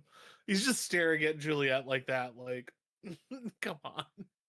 Listen, you're the one that said, let's go down there and hire people. I don't know what I'm doing here. I just want to give people jobs. This is. I am so confused. Do you follow the instructions given? At this point, sure. Brendan's just like, you have no sense of self-preservation, and this is why I am needed. So you guys head down this tunnel, and as you get closer and closer to the area of what you're going to, there is nobody. Like there's not a single person. You do see various stages of decayed animals and or people scattered amongst some of the alleyways and such, and thrown into dumpsters. Um, but you eventually do indeed reach this small wooden shack, and there's a sign that says "Enter at your own risk." All right, Al is vigilant, so he can't be surprised. I have him on like top paranoia. Okay. And I guess I'll knock on the door and then open it. As you knock on the door, you knock once, and as you go to knock the second time, your first knock already began to open as it creaks open. Uh, you see what seems to be a single flickering candle on a table, an empty table with 3 chairs around it. What is this? Some type of weird, stupid seance thing? Oh, goodness. Hello, I just need to see if you actually know how to do magic so that I could possibly hire you. As you say that, there's nobody near the table, and the light extinguishes. And then I'm gonna you snap feel a my sudden, finger and turn it back on with as you do so, thaumaturgy. there's a sudden gust of wind that blows it out again. But there's a shadowy figure who's like already like within 10 feet of you before it goes out. And then you Uh, get a a smell of musk and dust. Yes, I can magic. I'm assuming at that point Brennar is like fucking Brenner jumped in has front. fully grabbed you and used a maneuver bait and switch, and has put himself in your place and you behind him. All right, I'm gonna As you do that, prestidigitation. you see that there is a skull on the porch that's eyes glow and look up and say, "What do you need?" Says what? What do you need? I am just looking to hire you to work in my study. Oh, Oh, you're here to hire my master. Then you should come sit at the desk. Sit at it. The light flickers back on. The shadow figure is no longer within 10 feet of you. okay. I'm just gonna say it right now. This doesn't feel great. Juliet's just gonna grab But Brenner's I'm not hand. gonna lie, I'm intrigued. Yeah, that's Juliet's Brenner got the will cat sit vibe. down. He's got a weird smile on his face for sure. He's uneasy, but he's curious. You go Juliet and you got sit your hand down in the at the desert. table. Do you sit down at the table, Juliet? Yeah. As you put your hands on the table, you feel the armrests, and you're like, that doesn't quite feel like what I saw. And as you look down, the illusion dissipates as you are standing on a pile of chairs that are assembled with various parts of sinew and bone. So necromancy? You see a figure instantly appear sitting at the table next to you. He says, "You're pretty good at guessing." Also illusions. That whatever. Okay, so yes, you can do magic. Do you? Uh, please don't take this the wrong way. Are you evil? This is kind of, a little evil. You see him turn It his is head. a little evil. Evil? What would you describe evil as? I don't. I I make people's wishes, desires come true. They want to say their final words to their loved one. They Oh, just want a okay. chance. Oh, that's so okay, but like this viscera chair really, kind of evil coated. I just want you to know. Hmm. I mean, they didn't pay.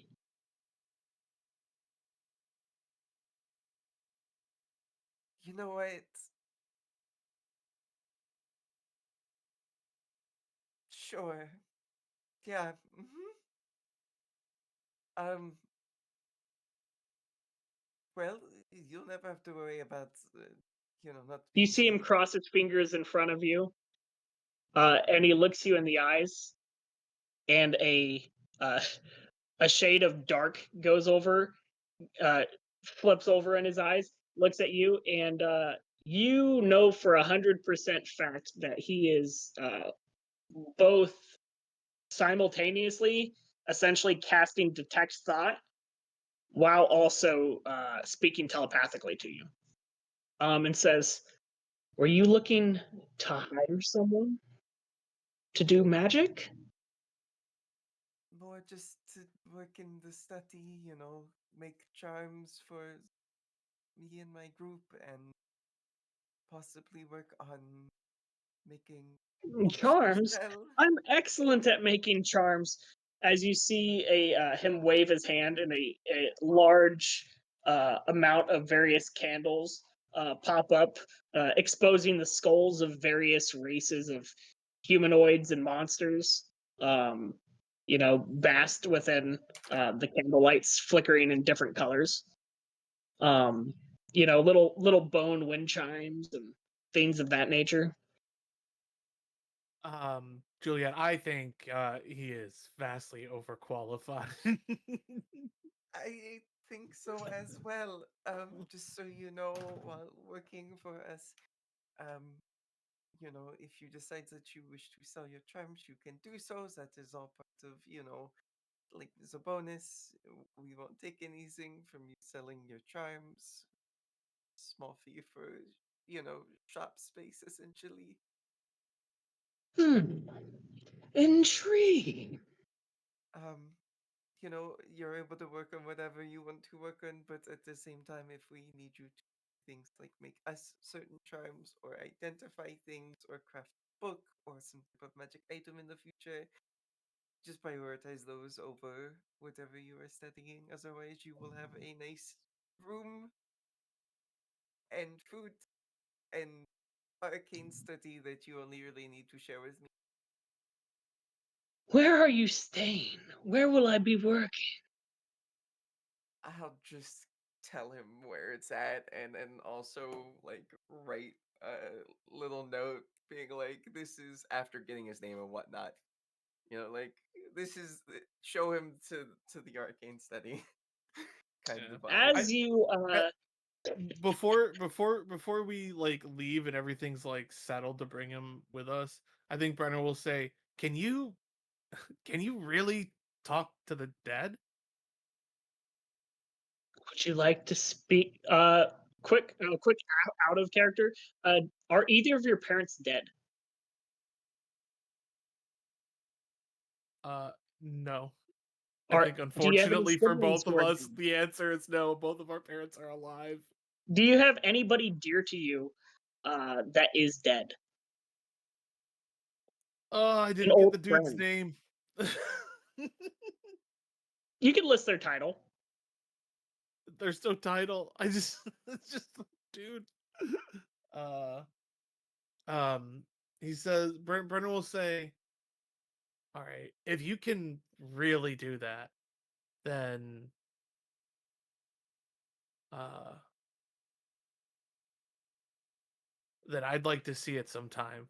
I will find someone interesting enough to bring back and have you make them talk." Oh, I'd love that.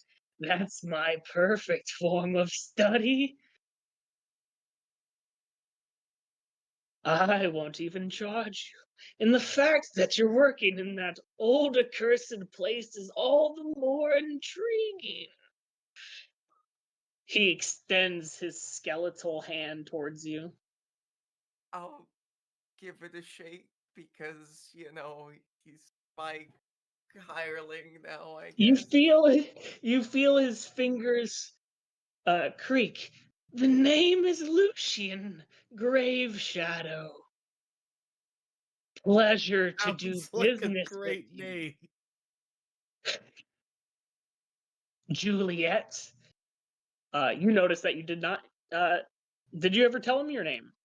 No. Because he knows it. Um, That detect thoughts.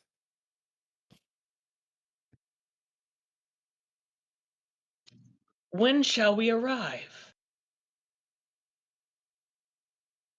I will give him like the little like write up paper and just be like, if you wish to go there, you can go there. Just show them this, and they'll take you to where you will be setting up shop. You know, I just got a shipment the other day from you. I think I can. Do you have a key with you A key? to your domicile? Um, no. We have guards, no Hmm. keys. And turns to Brennar, looking to you, asking if you have a key to your guys' manor hotel. I would assume that we all do. We'd all have some form of access You would to it. indeed have been allowed to have one. There was many master locks keys. Oh, okay. Then yeah. Yeah, we have them, but He extends his skeletal hand. Can I perchance hold it? well, I kind of need this one, so Oh, why don't we get you set up with one? I'll hand him mine then. Just be like, oh, there. As you do so, he pulls out a cup and he pours what looks to be like like a skull cup. Pours a sloosh of rather dark red liquid into it, and he dips the key, doing some chants, pulling it out, and he says, "Just hold on to my shoulder while I lock the door." Okay. He turns, looks at Brennar.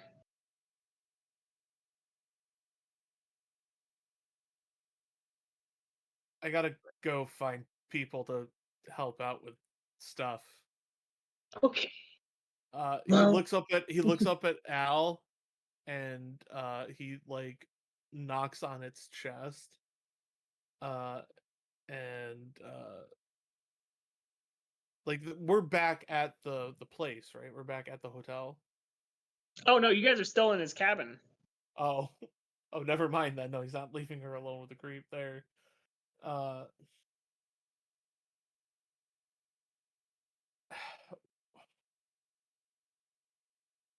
What is happening? What is today? Who This knows? whole session has been insane. It feels like we're on an acid trip. It's fine. I know. We'll get really past it does. eventually. I swear. Wouldn't be the first time I've Okay, so- described this sorry. campaign as an acid trip today. All right. So what is he trying to do? He asked you Shoulder. to grab his shoulder. I like to think Al just Why? kind of like grabs That's mine. part of the magic, Brennar. Don't you want to see the magic? Blood drips off of the key.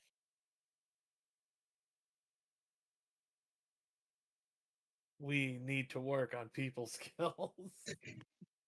Juliet just looks at Brennar and is just like, Yeah, he'll "You said he was overqualified, and I am inclined to agree. I don't want to make him angry." So we're just hostages now. That's kind of Juliet's thought process. Because she's not sure that we could take him, just the three of us. I think Brenner's just like, so I think we're gonna have to put a timeout on this. It will take As he like, as he says that, he puts his hand on the guy, so whatever the dude is casting happens. He puts the key into the lock, twists it, and suddenly you feel as if you are just transported through a tunnel in hell. People screaming, their hands clawing out towards you, and then within 6 seconds, you arrive inside of Juliet's arcane study. And he turns and says, "That trick was, I needed the blood of an inhabitant. This time it happened to be 30 from this residence. And so it allowed me to connect here to there with the power of this blood key."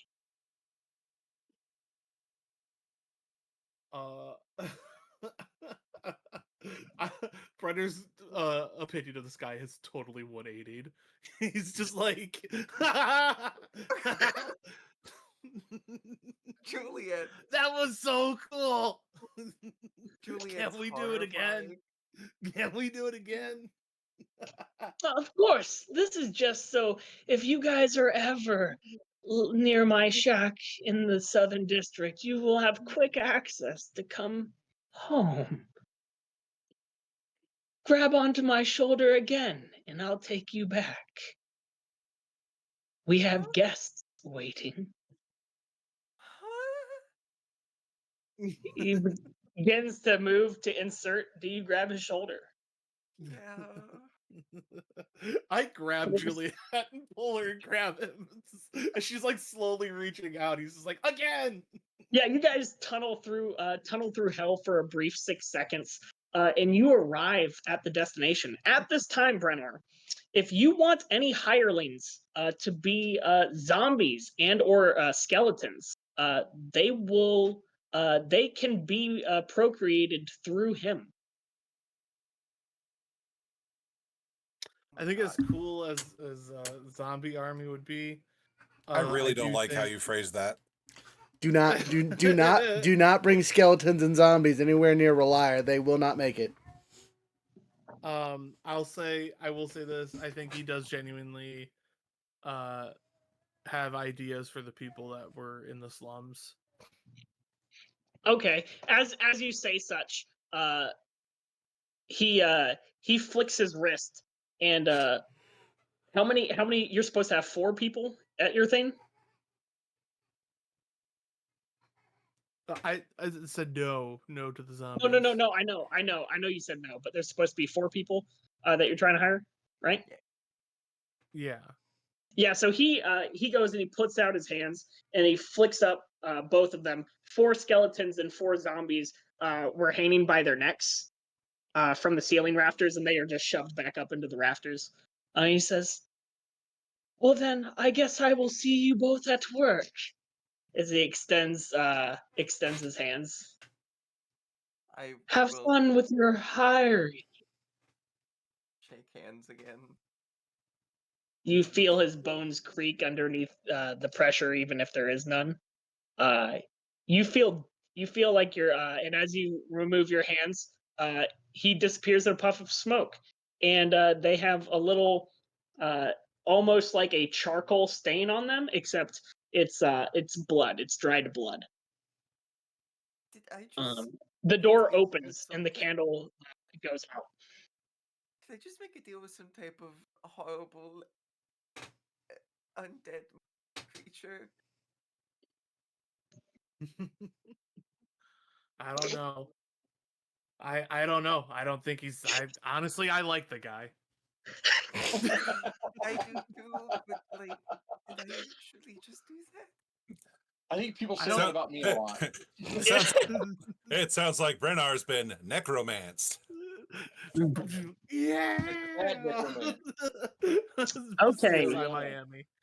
Yeah. So you'll be able to go and find your 4 people easy. If you want to just hire regular guys.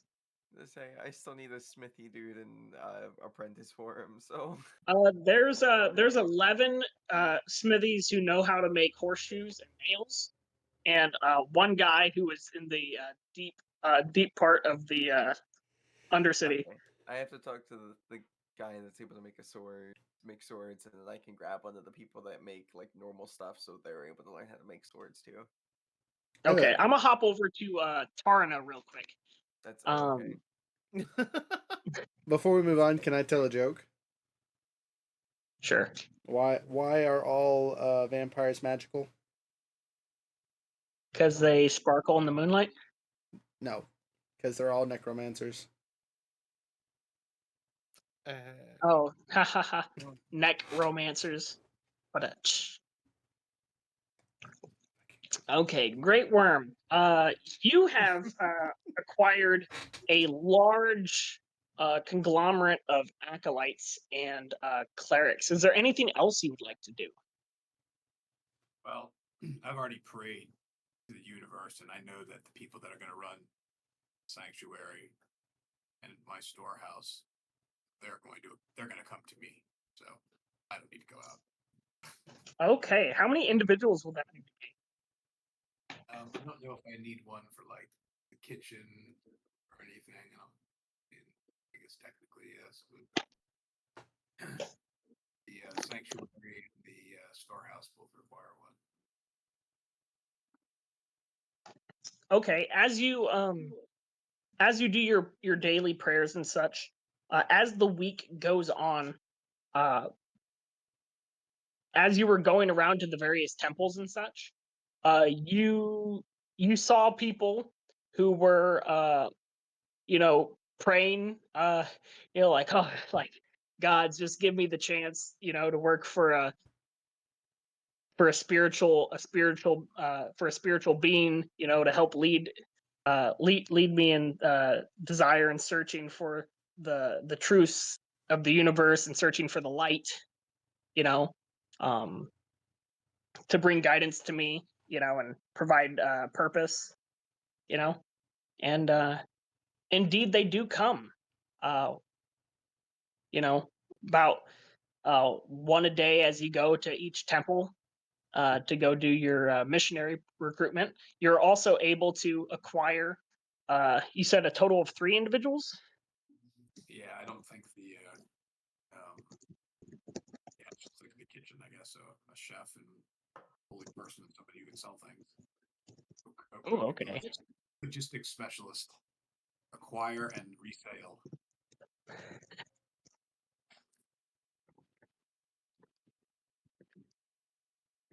All in the Universal Light's name. Oh, okay. So your chef, he's a little forest gnome.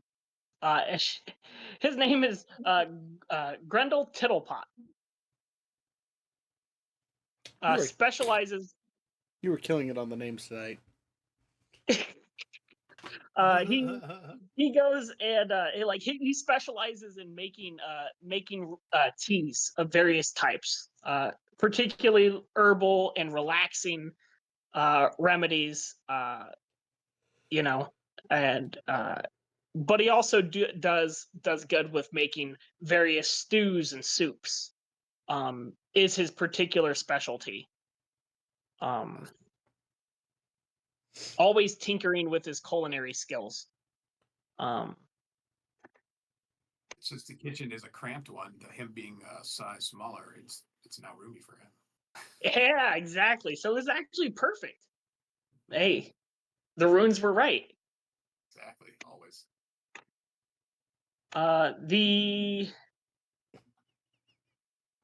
I don't know. I'm trying to think in my head.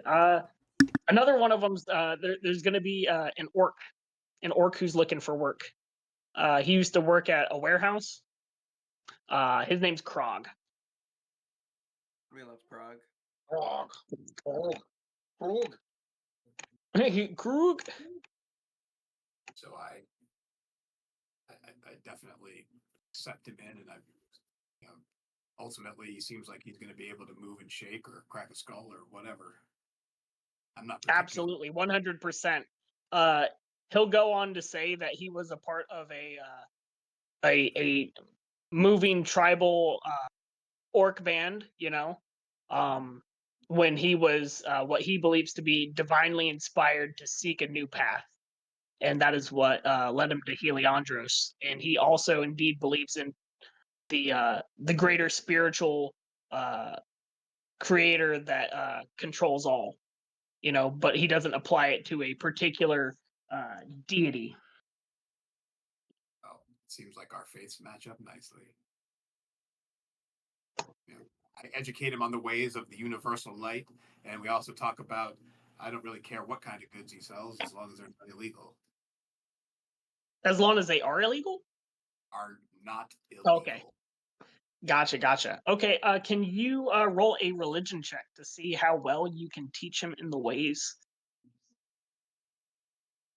17 plus 8, 25. Oh yeah. So you're going through like your beliefs and everything, and he's kind of just been like, that was the same thing I was thinking, but in different tongue, spoken with different words. My thoughts realized whenever you express your beliefs.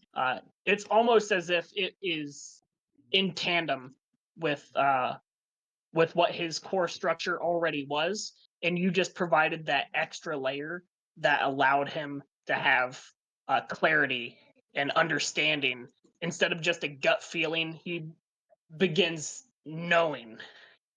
You know, he feels as if you have gnosis of that. So I say, well, step into the light, brother. I will teach you. You have a not just a storehouse worker, but a straight up apprentice of your faith, or follower of your faith. The other person is a tiefling. Actually, came. Her name is Risa. She used to work at the docks.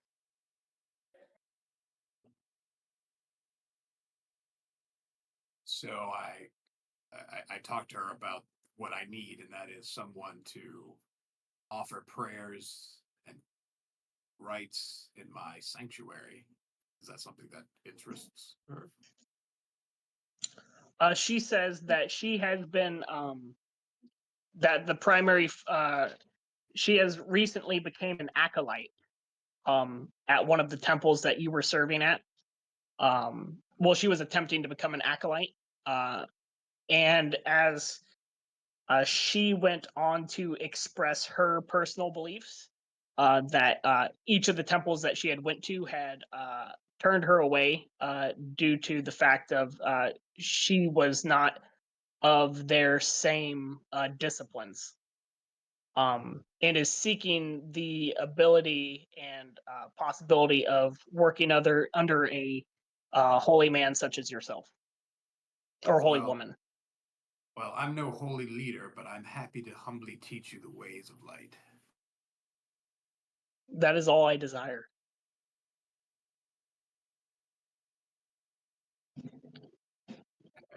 So she has a willingness to learn. She does not know the skills necessary at this time, but she is dedicated to perfecting that craft.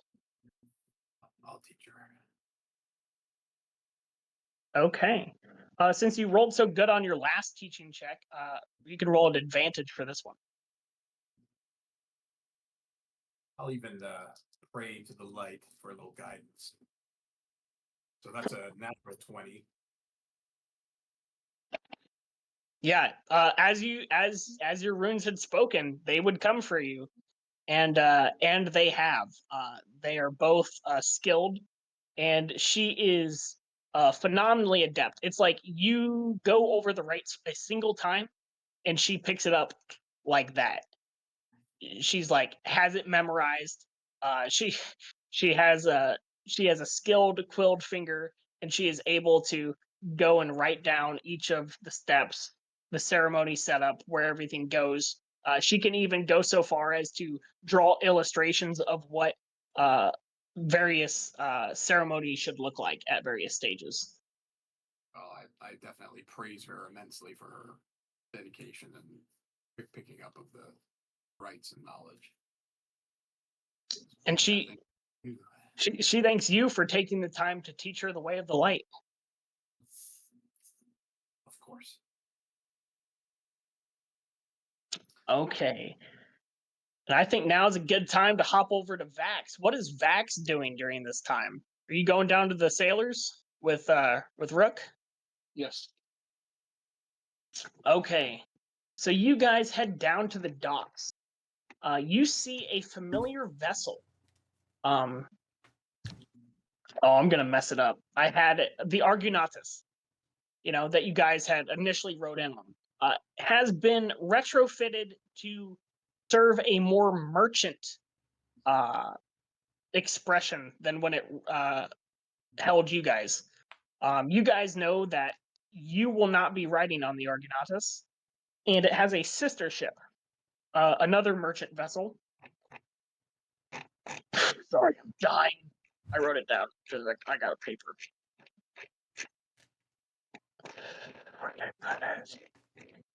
And it is called the Sea's Fortune. which is a very similar vessel, but obviously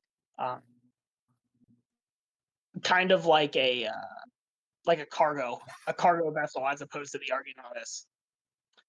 And then there is another ship which looks incredibly different.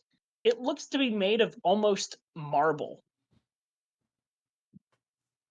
That is parked in between the two other vessels. And on its side, it has engraved along it. It says the Celestial Vanguard.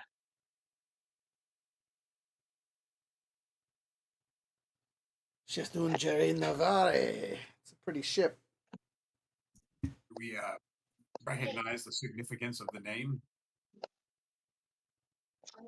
Do you recognize it? So you're going down there too?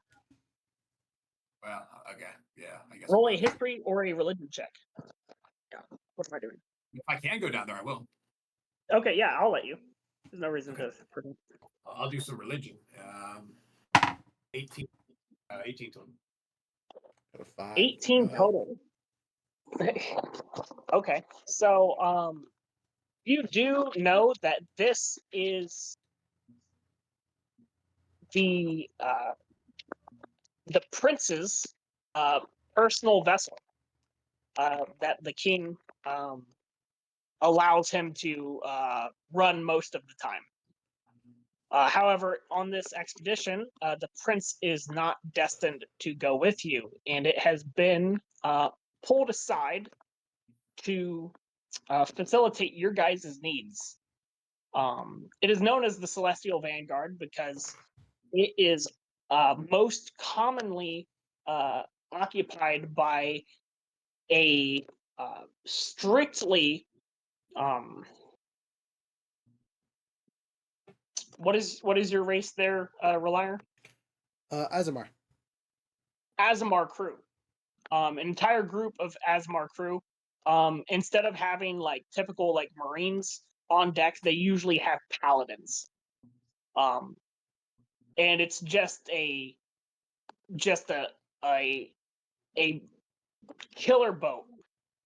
And unlike its fellow vessels, it actually has a motor.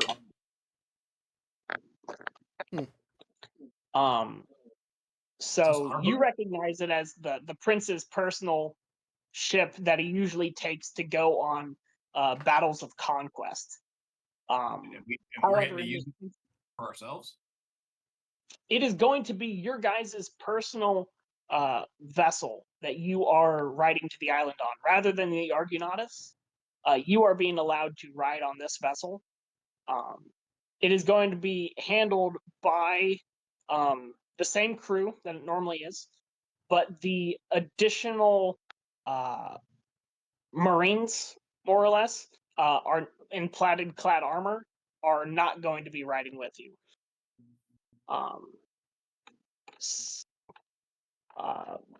But it will have two unique individuals that are indeed riding with you. And that will be Thorn Stormwalker, which is the shipmaster, and the navigator is Thalia Night Stargaze.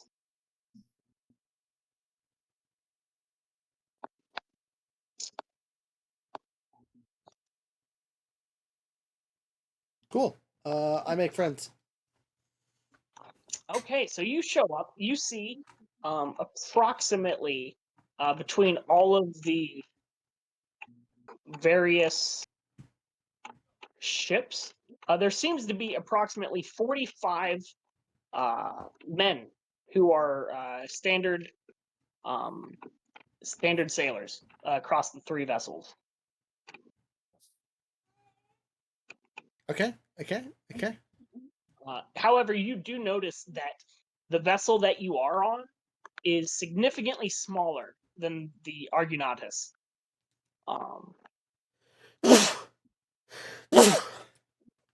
And as you get closer, it appears to be made of almost like a moonstone.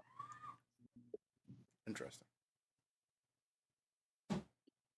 What would you like to address? There are also the two other shipmasters and such, but the Celestial Vanguard is the vessel of which you will be riding. Or are you looking to talk to some of the sailors? I'm literally just there to make as many friends as possible over the next week, so I know everyone in the area. So when we are traveling together, I can address these men with some decorum / friendship. Okay, I want to do you're gonna have a significant amount of time. How would you like to interact with them in a positive manner? Like what Well, we have a week, so I feel like every night I'm just gonna show up with some of my reserves of various alcohols that I have saved at the manor and share with a new group of people and share stories and wartime stuff and that kind of thing. Or if we kind of shoot the shit as I get to know them and have them introduce me to other people, so on and so forth. So by the time it is over, I will have at least met all of them.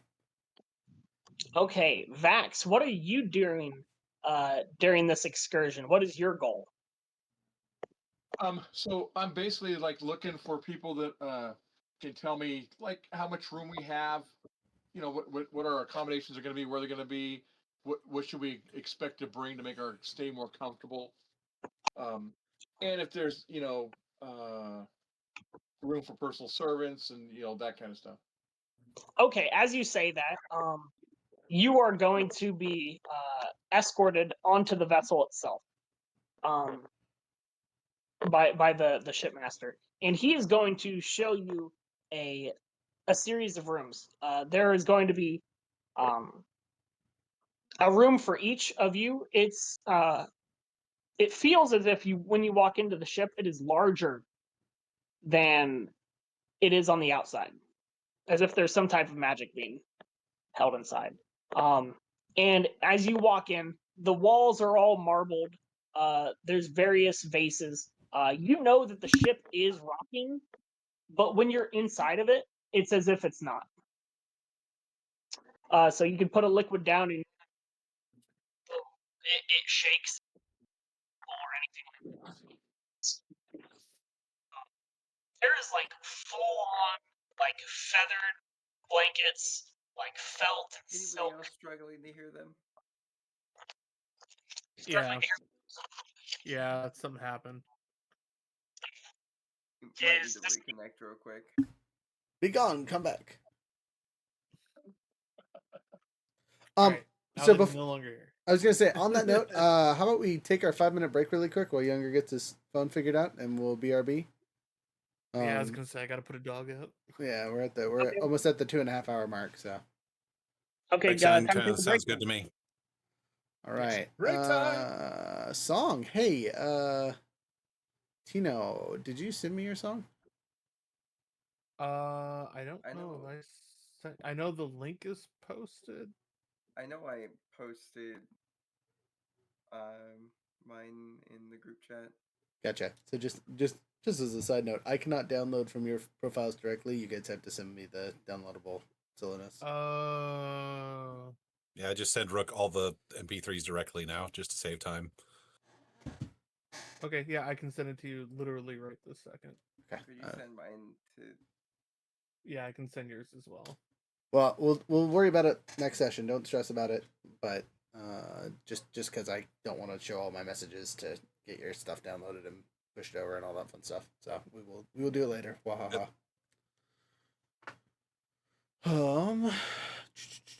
Which means we just get to pick a random waiting song. Someone give me a number between 1 and 12. 12. 82. You know good at the math. 12. 7. You Hey. We Seven. got 2 sevens. 2 sevens. Pi cosine to 3 to the 8th power. That's way more than 12. 12. I heard you. I'm adding all your numbers together, and now I'm counting. I'm just being a smartass. I got distracted by my cat. That will happen. Okay, totally different song, but this is from our Power Rangers silliness. So if you haven't gone and checked out our Power Rangers stuff, this is Ooh. Younger's theme song, or his old one at least. Oh, is it one of mine? Is it one of mine? It is 100%. Oh boy. Oh boy.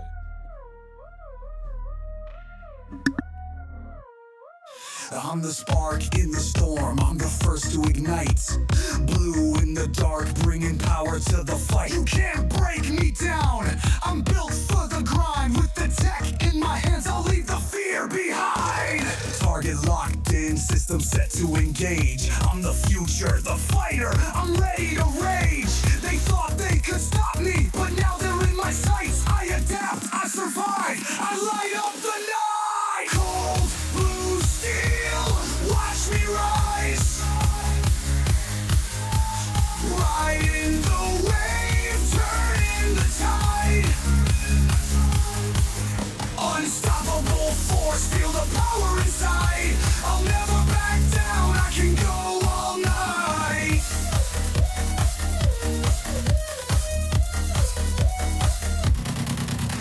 It's more than the gear, it's the mind and control. I'm the blueprint for victory, heart and soul. Every battle, every scar, it just fuels the fire. Keep pushing, keep building, and never tire. The world's on the edge, but I'm not backing out. I'm the tide they can't stop, the voice they can't shut out.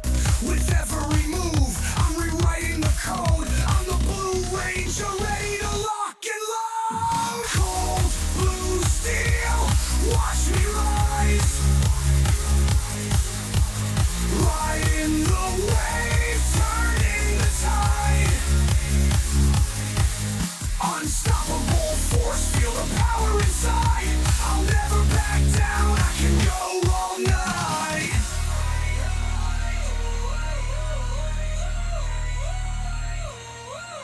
Gear up, step in, I'm the one they won't stop. I fight with precision, climbing to the top. No glitches, no faults, just pure design. I'm the future in the fight, and the future is bright. Cold blue steel, watch me rise. Riding the wave, turning the tide. Unstoppable force, feel the power inside. I'll never back down, I can go all night. From the ground up, ready to rise. Me and my crew gonna turn the tide. With wit and will, always standing tall. I'm the Blue Ranger and I'll conquer it all.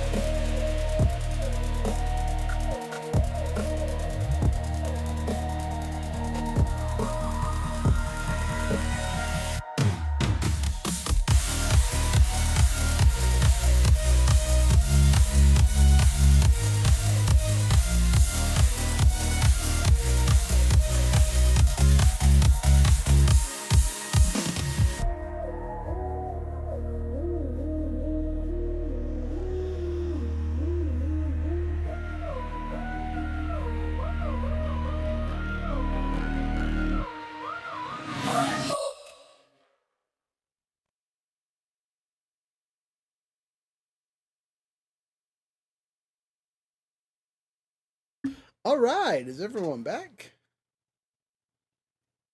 Yo. All right. I've made sure that I'm off the BRB screen this time so we don't have 40 minutes of our face covered. Luckily for Power Rangers, those 40 minutes were mostly theater of the mind anyway. But We were having emotions. we're doing, yeah, right. And then so none of our face acting, which was phenomenal, and no one's ever gonna see it. All my acting is in my voice. You know, I like to use character avatars.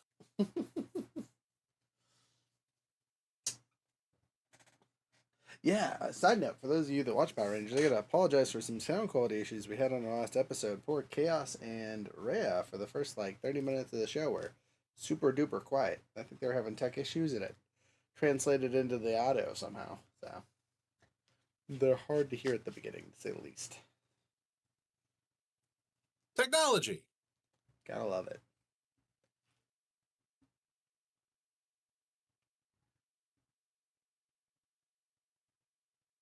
Anyway, younger Tino. Great Worm. Here. All right.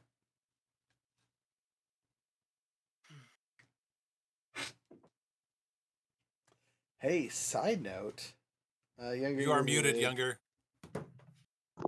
I'm sorry. I had like I turned my camera on and I was like, oh no, I gotta go so bad. I had to run away. All good. Right. Side note, side plug. We should get our coins in today, tomorrow. So the laser engraver is ready to make meme coins. They're super cool D2s. Hey, with frogs on them. They don't have to be frogs. I think I'm gonna. I want to do a look at these critties for the 2, and then the just have 2 dice, and then the other one just be like epic fail. Ooh, I got a really good idea that I'll talk to you about later for that. Why no Okay. squawks coins? I We kind can of have- want a frog. You can have See, frogs. Just, everyone wants a frog, Roger. Every single person I've talked to wants a frog. Every one of them. I mean, they all want that. I don't know about a frog, but a grung for sure. No, I'm just kidding. I was gonna say, did they want that MILF coin? The man I love frogs. Yeah. That's what I thought. That's a funny meme. Yeah, I did a good job with that one. I want the silly seagull in the knight's helmet. We can do that too. We could have do our it. own Squawk. tokens. We can do Not whatever you squawk. like. Okay. So you guys, I was on RJ. So RJ, you are getting a full tour of the inside of this boat. It obviously should not be able to have 20 rooms, but it does. Like 20 full-size like bedroom quarters. There's also a conference room, which is both a conference room and a dining room. It's multi-purpose. And then and there's obviously a captain's quarters, and a shipmate's quarters as well. But like the beds are pristine. You know, they're like bronze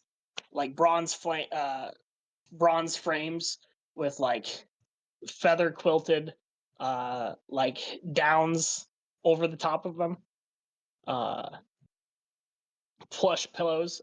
Basically the finest of fineries. You know, there's like scented candles throughout the rooms. There's a place that has bottles of water, bottles of wine, etc. And it all comes with, each room has its own designated unseen servant as an attendant for you. And there is even a proper lavatory that everybody can go to. But you are muted, so I cannot hear any of your statements. Good. We don't have to bring people with us then. Servants and such. You're gonna have to break this in. So we won't have to bring servants. Oh yeah. You won't have to bring any servants to go and make any accommodations for you all. And food will be cooked under the same conditions, essentially. Most of the ship is actually automated, but they do have sailors just on the off chance that there is a failure. But they hear that there's a skilled artificer that will be joining the party. So if there's any maintenance issues in regards to its motor function, they believe that they would probably be skilled enough. It seems simple enough. But that is your tour of the facility. Tarna, you said you were joining. What is your goal during this expedition to the docks? Really just to offer assistance, but also if there's anybody else. Oh, you're quiet.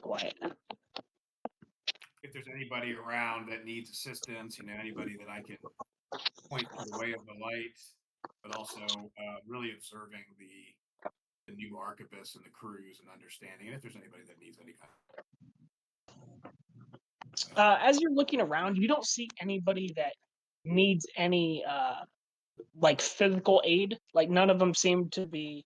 These all seem to be proper working, proper, well fed.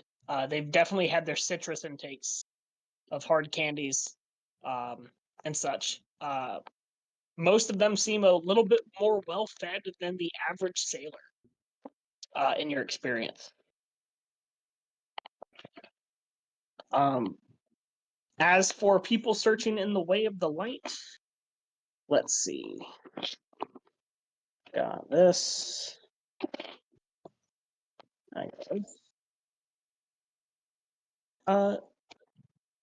If you're spreading your thoughts about, two people will definitely like look like they're interested, which is kind of surprising because it seems like the docks are pretty busy. And the reason that there's probably only two of them is because during the day hours, they are like hard at work, you know. But a couple of them sly away to listen to any of the insights that you have in the way of the light. They seem interested in learning more,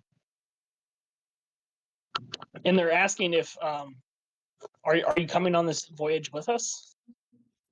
absolutely. They say, well, from my understanding, we're mostly going to be destined to staying with the ships. So if you would occasionally come by, that would be appreciated. Otherwise, I think we've been given permission to come aboard land to check progress approximately once a week. We'll likely make our way to the designated like temple grounds. You know, even if it's not like an actual temple, but like wherever the designated location for services to be held and such. So I'll definitely come and find you. They are greatly appreciative.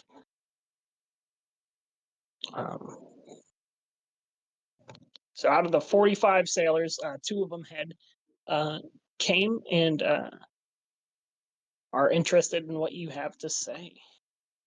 Okay, as for Ralire, how much booze are you bringing? How much brews am I bringing? An acceptable amount each night. I assume they have their own, and it's more sharing than providing. Okay, gotcha. Can I have a bottle amount? A what? A number of bottles. I will buy a fresh bottle each night. You will buy a fresh bottle each. Okay. Liquor or beer? Probably liquor. We're making friends, Okay. aren't we? I'm trying to be there all night. Things to do. gotta get to the fucked up fast as possible. Okay, I want you to roll a d10 first. 8. Okay. Now I need you to roll a persuasion check. I'm not half bad at those.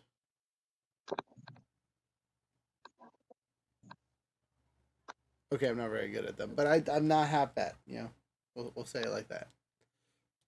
Bob.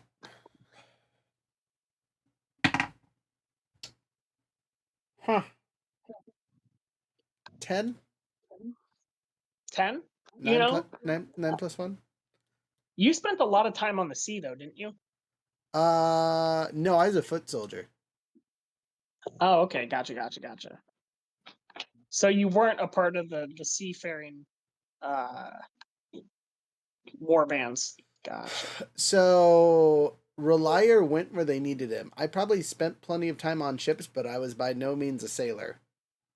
No, I understand, but you were like on ships a lot. Yeah, again, enough to have sea legs. Okay, yeah. So, I'll throw you an advantage still as a background. I'll take it. That's much better. A 13 plus 1, so 14. Okay, a 13 plus 1, plus 4 because I have the D10 roll to add to be a bonus to you for bringing beer. So what's that total at? 18. 18. Okay, yeah. You are able to come accommodated with about 18 people out of the crew.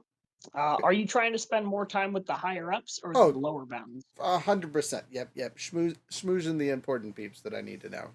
Captains, first mates, suppliers. People that if I needed a little extra some, I could talk to them about it. Okay, yeah, you're able to schmooze your way into cahoots with the 3 shipmasters, 3 navigators, and 2 additional rooms. My phone. Just a second. Everything. All I heard was 2 additional. Oh my god! I get.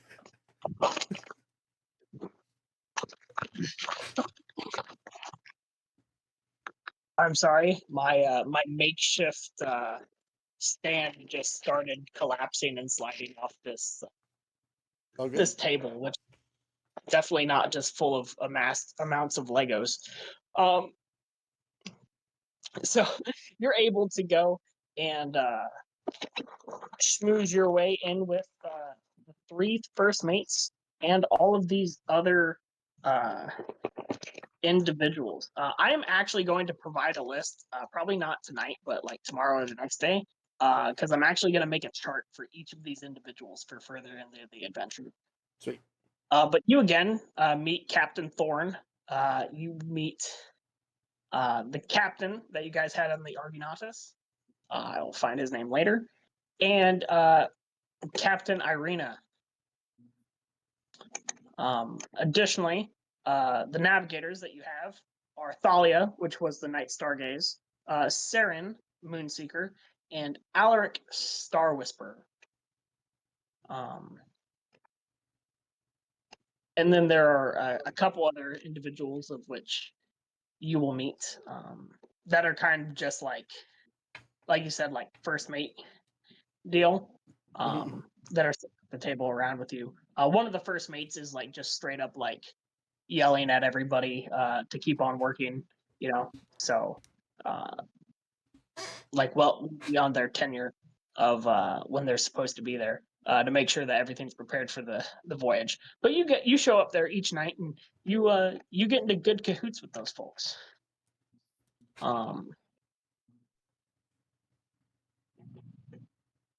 Okay, I guess we'll be moving back on to Juliet and Brennar.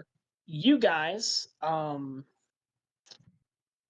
was the next thing that you said you were trying to do? I need to get the smithy blacksmith guy, bladesmith, and then the like normal blacksmith for everything else around the place.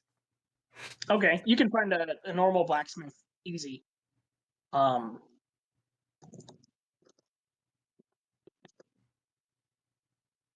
His name is literally Smith. Awesome. Yep. There you go, Smith. And then, I'll write another little thing. Be like, all right, go that way. Hand this to the first hireling we got, and traumatized guy, and he'll show you where you need to go. Okay, Roger that, sir. Looking at you, kind of side-eyed. Like you kind of see, like as he sees the individual, like he like turns pale. What is it? Oh, it's just we nothing. I just surprised.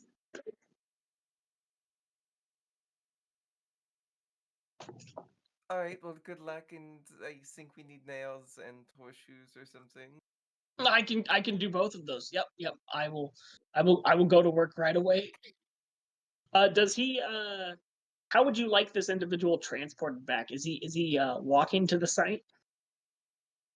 I mean, I could always tell him to walk there. You know what? I'll give him an option. I'll be like, listen, you can either walk there or you can wait for us, and I'll give him the directions to the creepy shack. As soon as you tell him You those can wait exact for us words, there. he's like, I'll find my way. It's a famous enough place. I'll We find it. can And we he can just just runs. head there. He We can just just head runs. back. He just runs, sprints back. Wherever you told him to go. He's not going to the creepy cabin. Smith is a little bit smarter than that. You guys are headed down into the Undercity? Well, are we still looking for a blacksmith or Bladesmith, yeah. a bladesmith? Then yeah, we'll need to. Okay. I will need each of you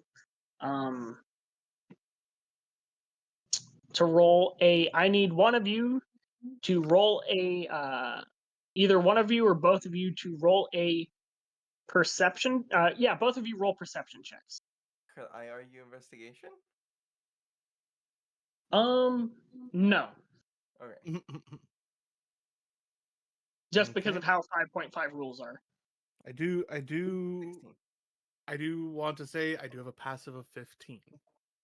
You could always come grab the rogue again if you want just an extra set of eyes. This is totally an option. If you would like the rogue to have been shadowing you from outside the building previously, you can absolutely do it. He's just been teaching his new wards how to garden. Yeah, I mean, I think what we're doing is fairly I think simple, but I got a 16. yeah, with I got I rolled higher than my passive. I got 13 plus a 5 for 18. Okay, and how about you there, rogue? What are we doing? Perception?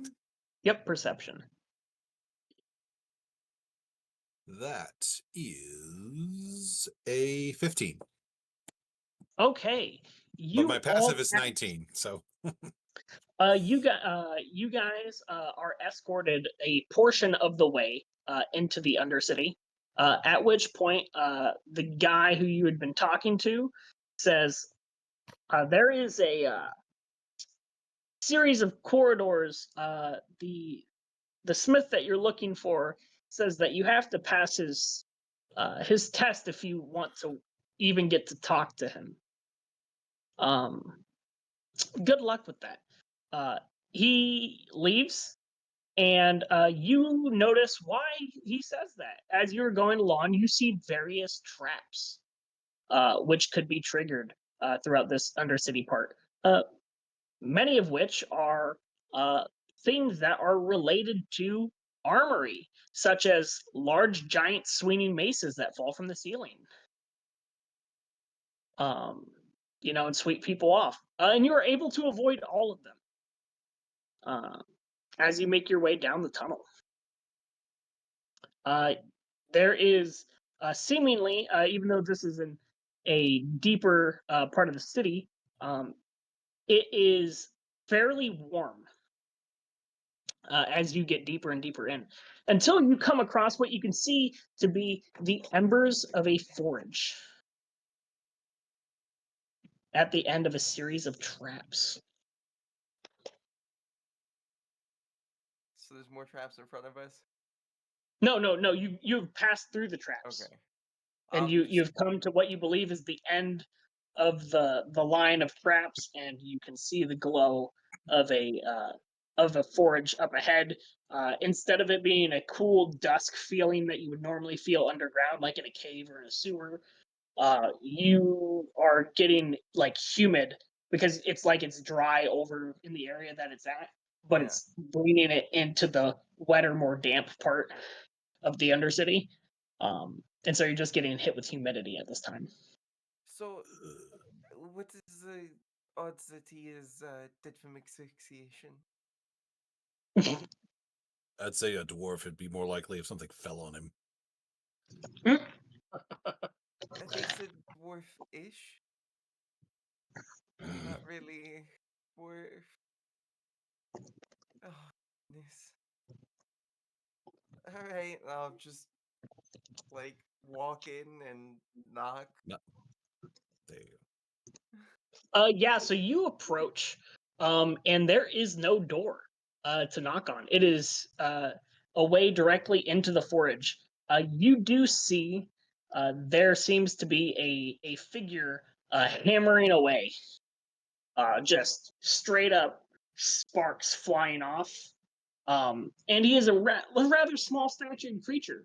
But then he lifts his arm to reveal that he's making one of those giant maces of which had been swinging along the way that you had seen. And when I say giant, I mean it is comically large in his hand, about 3 times the size of his body, as he puts it back down with one hand and begins hammering it some more.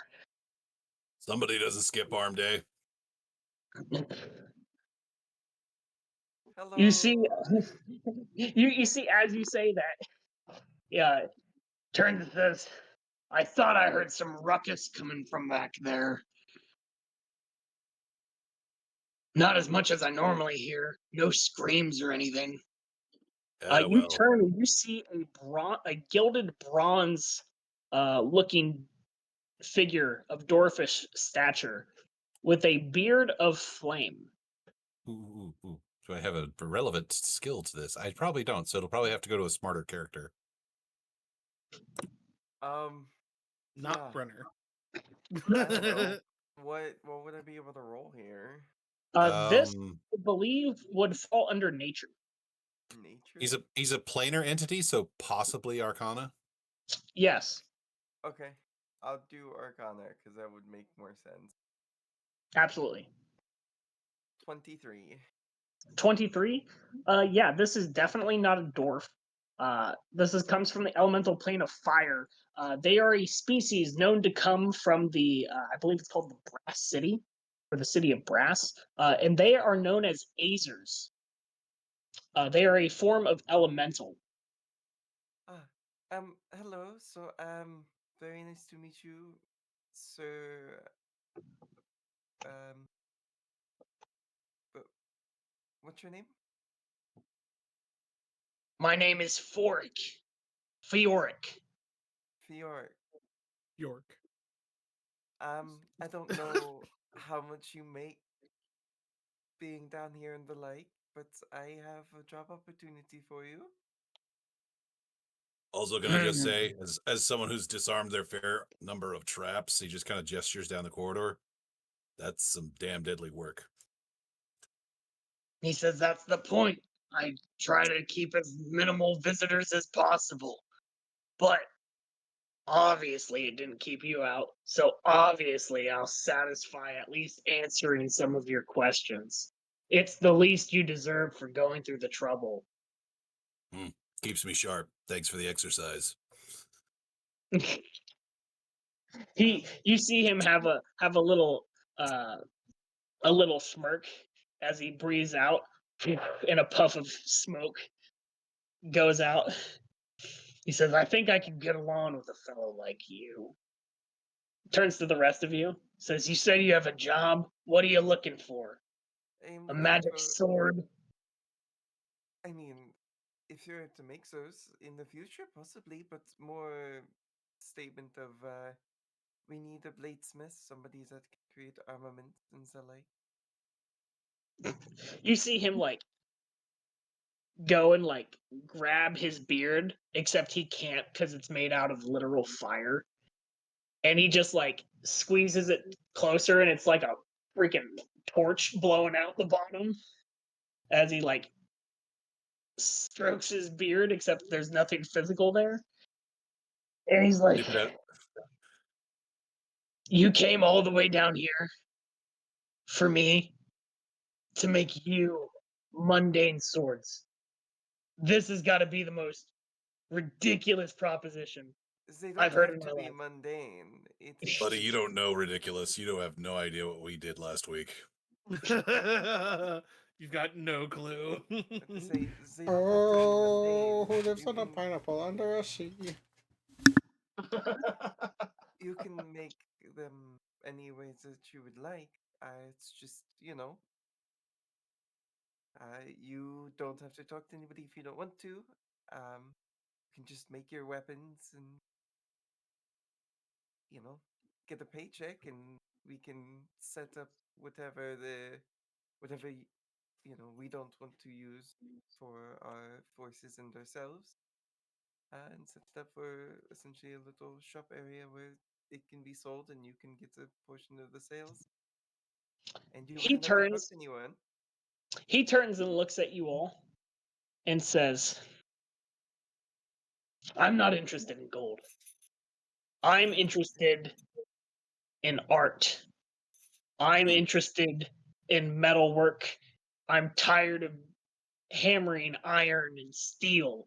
I want to hammer something more magical." I'm going to kind of like yell for Al to come in and just be like, something more And magical. he goes and he sees the robot follow behind you. How big is Al, by the way? How big is she? It's a she, right? It's androgynous, but yeah. Okay, yeah, okay. They are probably like just about the size of like Brenner, but like as if they were physically like bigger, less lean, Okay. more, muscle. Monk, he's a chunky boy. Yeah. Brenner isn't small. Brenner's like 6 foot, but like So you bring Brenner's lean. you bring in the machine. He says, "Do you mind if I?" By all means, and I'll even let you see their schematics. Interesting. Say you'll come and work for us. I'll do you a service. If How it about? helps. Sorry, go ahead. No, you can go. As you begin to speak, he glances. If it helps, we're regularly employed to go do dangerous things in far off places, bringing God knows what. God knows what, do you say? How about this? I will agree to work for you for a period of 6 months, under the pretense that you will bring me magical ore or metal to work with. Don't care what it is, And you'll but keep if you can do working that, I'll start working for you. for more than just the 6 months. I'll see if it works out.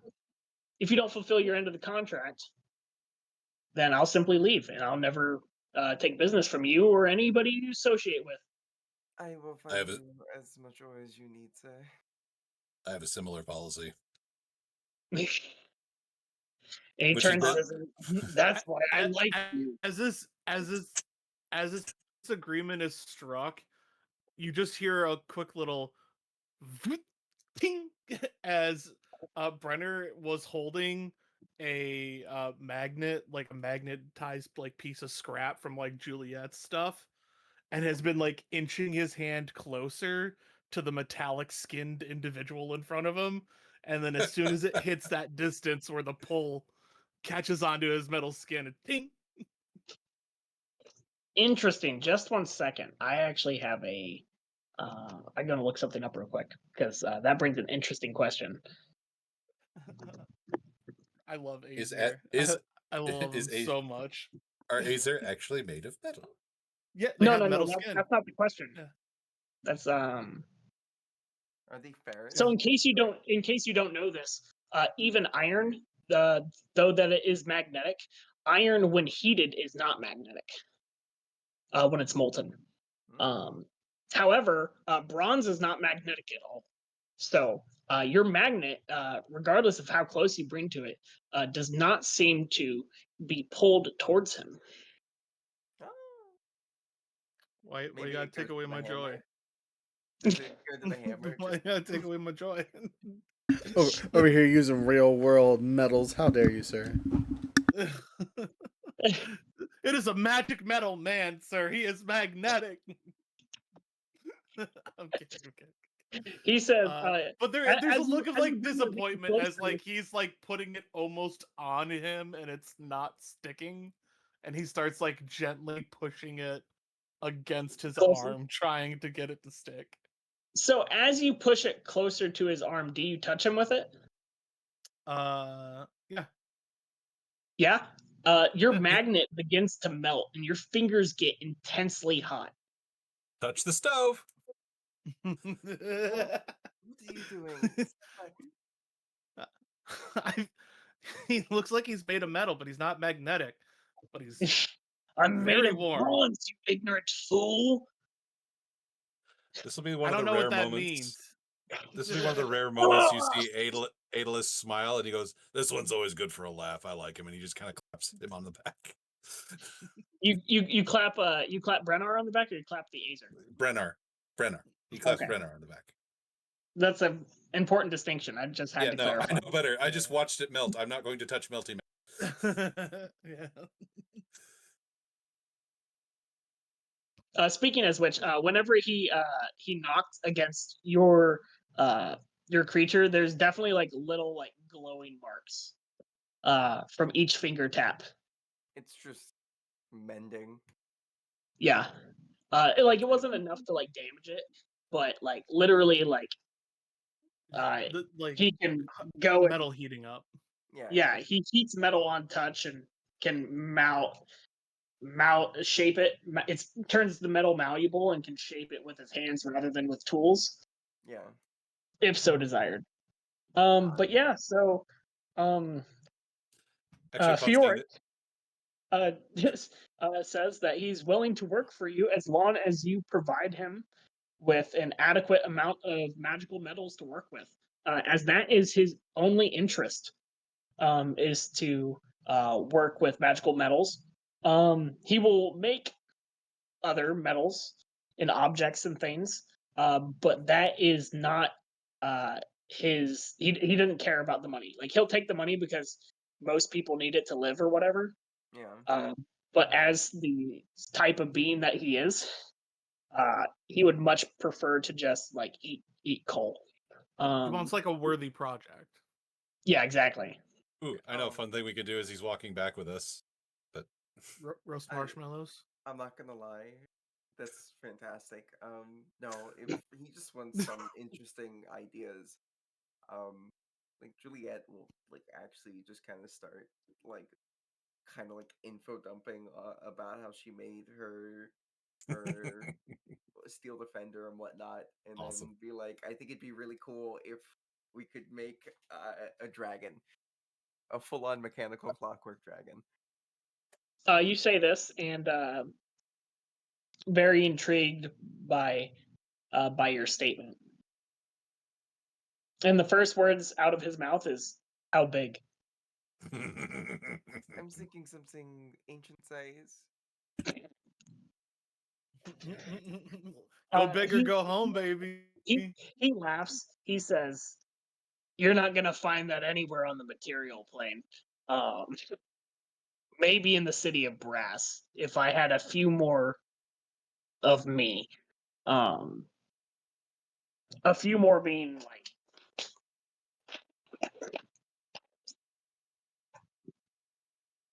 90. Are you challenging me to find a group of people good enough to create something like this? He says, if you can find a better smith in this town, my beard might go out. Well, we don't need that. You seem quite capable. I think it'd be great if we just had you be on the project lead.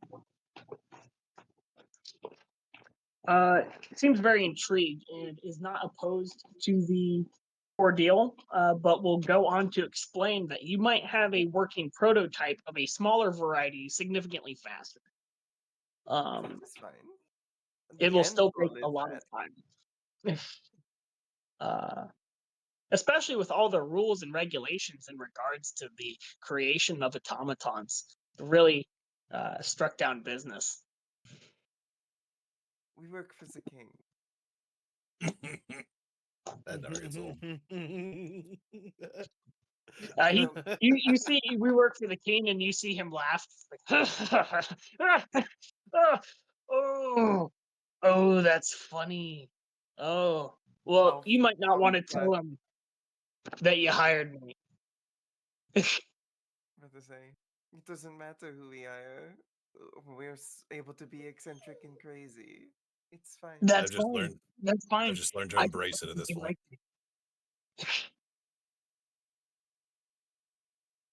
Me and the king Hey. aren't on his terms, but that doesn't matter. I don't plan on seeing him again, anyways. Right then. No, Sabrina. By the way, as we're walking back, Brenner has fully like purchased like a thing of like a thing of corn, and has like taken and shoved a stick in it and is roasting it on this guy's head as we're walking back. As long It's as you just don't drip on him. in some he's nice okay. elote, you know. Yeah, within like seconds, like you're like you do like a full rotation twice, and like it's perfect. Absolutely, yeah. Brenner's loving the people that Juliet is picking up. They're so weird, just like me. Yeah. Okay, so you all go and reconvene and have your fun back at the hotel. Div has been away the majority of this time, trying to coordinate briefly with Juliet. You know, it's associates that she brought in. The architects took them all up to go talk to I think his name's Thorgan and stuff. Architects, engineers, archaeologists. Exactly, all them folk, and take them up there to go and kind of do a layout plan of what is to be expected, right? But at this time, you guys can go over your bastion rewards before you depart on your journey. So, Rook, would you be so kind as to open your lovely book? Because I do. Yeah, no, you're good. So I know for the gardens, we have to wait 21 days before we can harvest anything. So it doesn't I'm matter good. what we want. We have 2 weeks to go before we can harvest anything. Okay. For the library, I know that I can do one piece of topical research in the week that we are resting and whatnot. And I would actually like to do it all on Golem research yeah, because that's what that creature that followed us was, right? Yes. Okay, so I want to go through all the historical records on how to kill these things. Okay. What kind of role do you need to do? That's a great question. I think it's a wisdom roll. But I can get 3 pieces of attainable information. Okay. Flip to the page here. 50. Went too far. I went too far, y'all. Oh. Went too far again. Happy medium. Happy medium. Here we are. So library. The topic can be a legend, a known event, location, or person, or a significant type of creature, or a famous object. The work takes 7 days. When the research concludes, the hireling obtains up to 3 accurate pieces of information about the topic that were previously unknown to you. You share this knowledge with you the next time you speak to him. The DM determines the information you learn. There looks to be no actual role for this one. Okay. So you're looking specifically into golems, correct? That because that's what the creature is we dealt with before, right? Or were they warforged? So there was 2 creatures. One was a warforged, and one was a golem. Okay, I'm You talking guys about. blew up the warforged, and you had one dumped in the middle of the ocean that Yeah. was a golem. That's more of the one I'm worried about because it gave me the heebie-jeebies, and I would like to know how they were defeated in the past. So you will know, I will give you relevant information, that iron golems are immune to fire, poison, psychic, charmed, exhaustion, being frightened, paralyzed, petrified, and poisoned. But not lightning. But not lightning. They another way of defeating them is they don't have any resistances. So they're either straight up immune or not. Okay. Was psychic on the list of things they're immune to? Yes. Indeed, it is. Okay, just checking so that I don't do something stupid later. They and I would also, obviously share this with the group. Would you rather know how hard they are to get through their AC, or how durable they are? I think I would rather know how much health they have. They have 252 hit points. Solid dragon level. Got it. Yeah.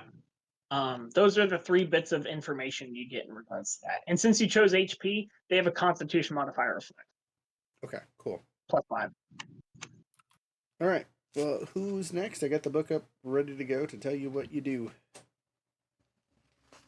I will say, I will.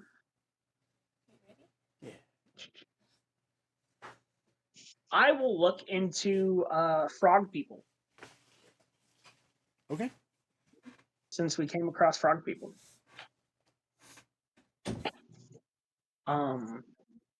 I will come across the information that I will gain from this is some of them originate from the Feywild.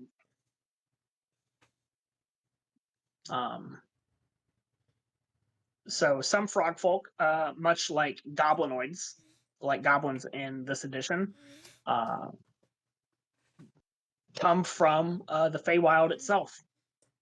However, much like elves on the material plane, an elf that is raised separate from the Feywild,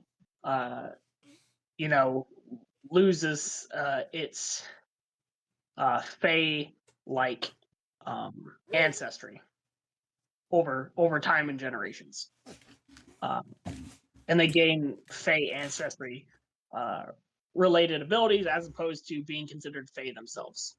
They transition to human, and that the frog folk can do that as well. There has also been various species of frog folk that are around, some of which, obviously from personal experience, are created in laboratory like wizard experiments. Some come from the Fae themselves, and some evolved over time from an ancient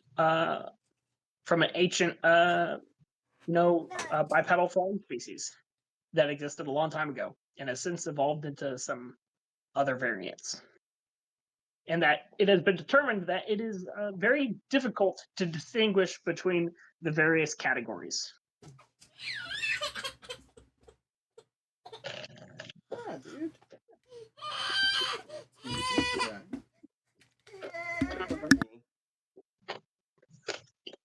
Do I agree? Does anybody else have the book?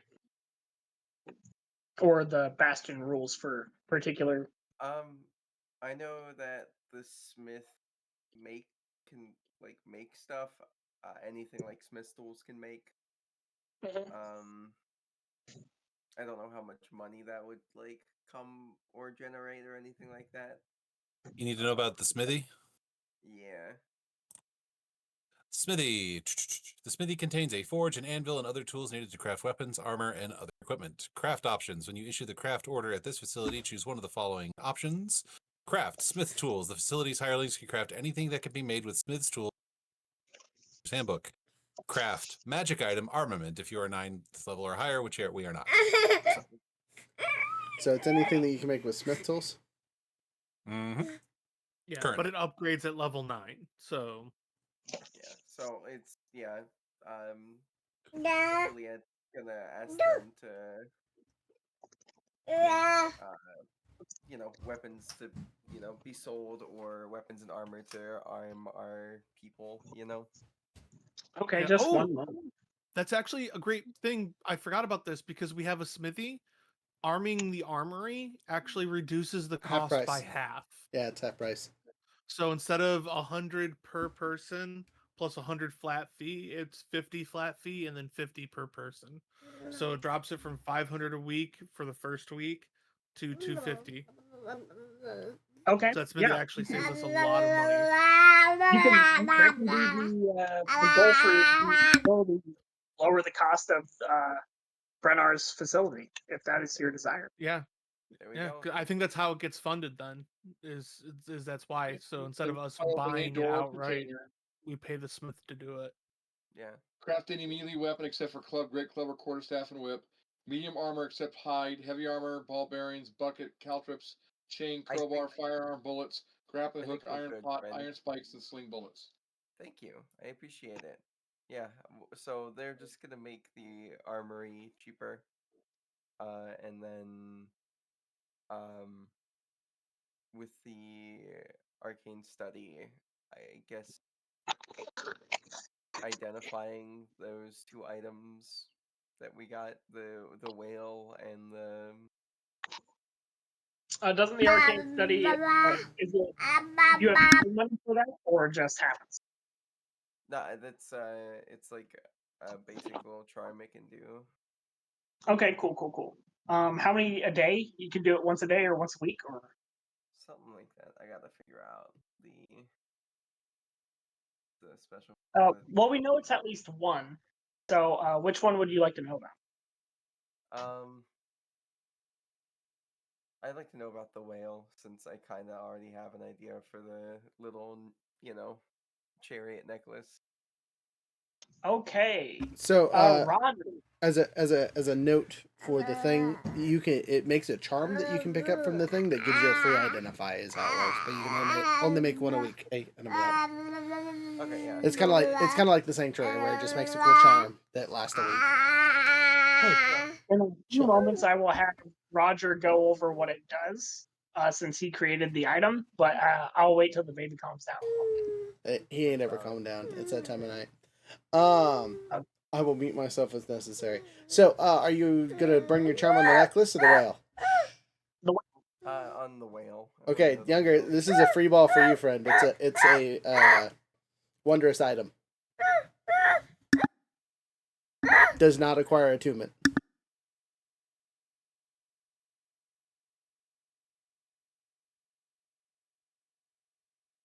So what's this thing do? Is this thing like a broom, like a flying broom? Like what does this stuff you do, friend? It's just a Zord. No. Wondrous item. If you would like a suggestion, I think it would be funny to make it a decanter of endless water.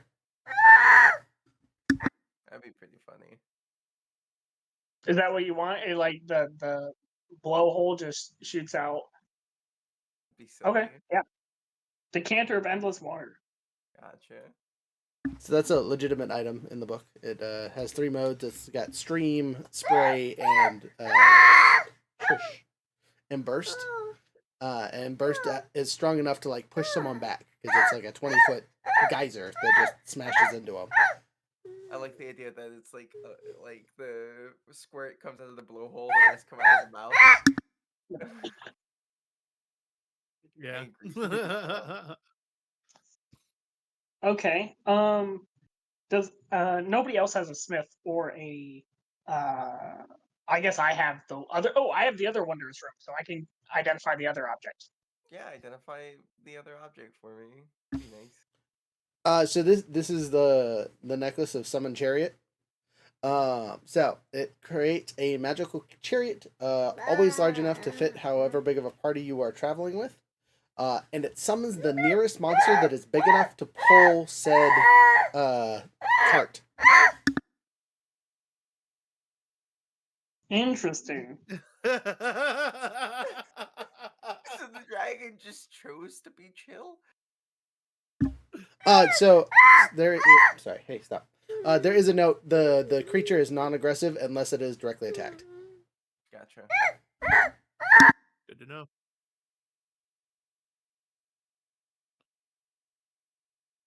For how long? The thing. Yeah. You know what? I didn't write that down, to be honest. You can. I'll let you DM that, sir. Like 8 Um, hours. That sounds reasonable. 8 hours. Once per long rest or once per dawn or whatever. Sounds fair to me. Midnight. Make it midnight. Every midnight it resets. Oh, that'd be pretty fun. Wait, so if we pull it out at like 11:28, midnight hits, it just resets and we're on our asses. Okay.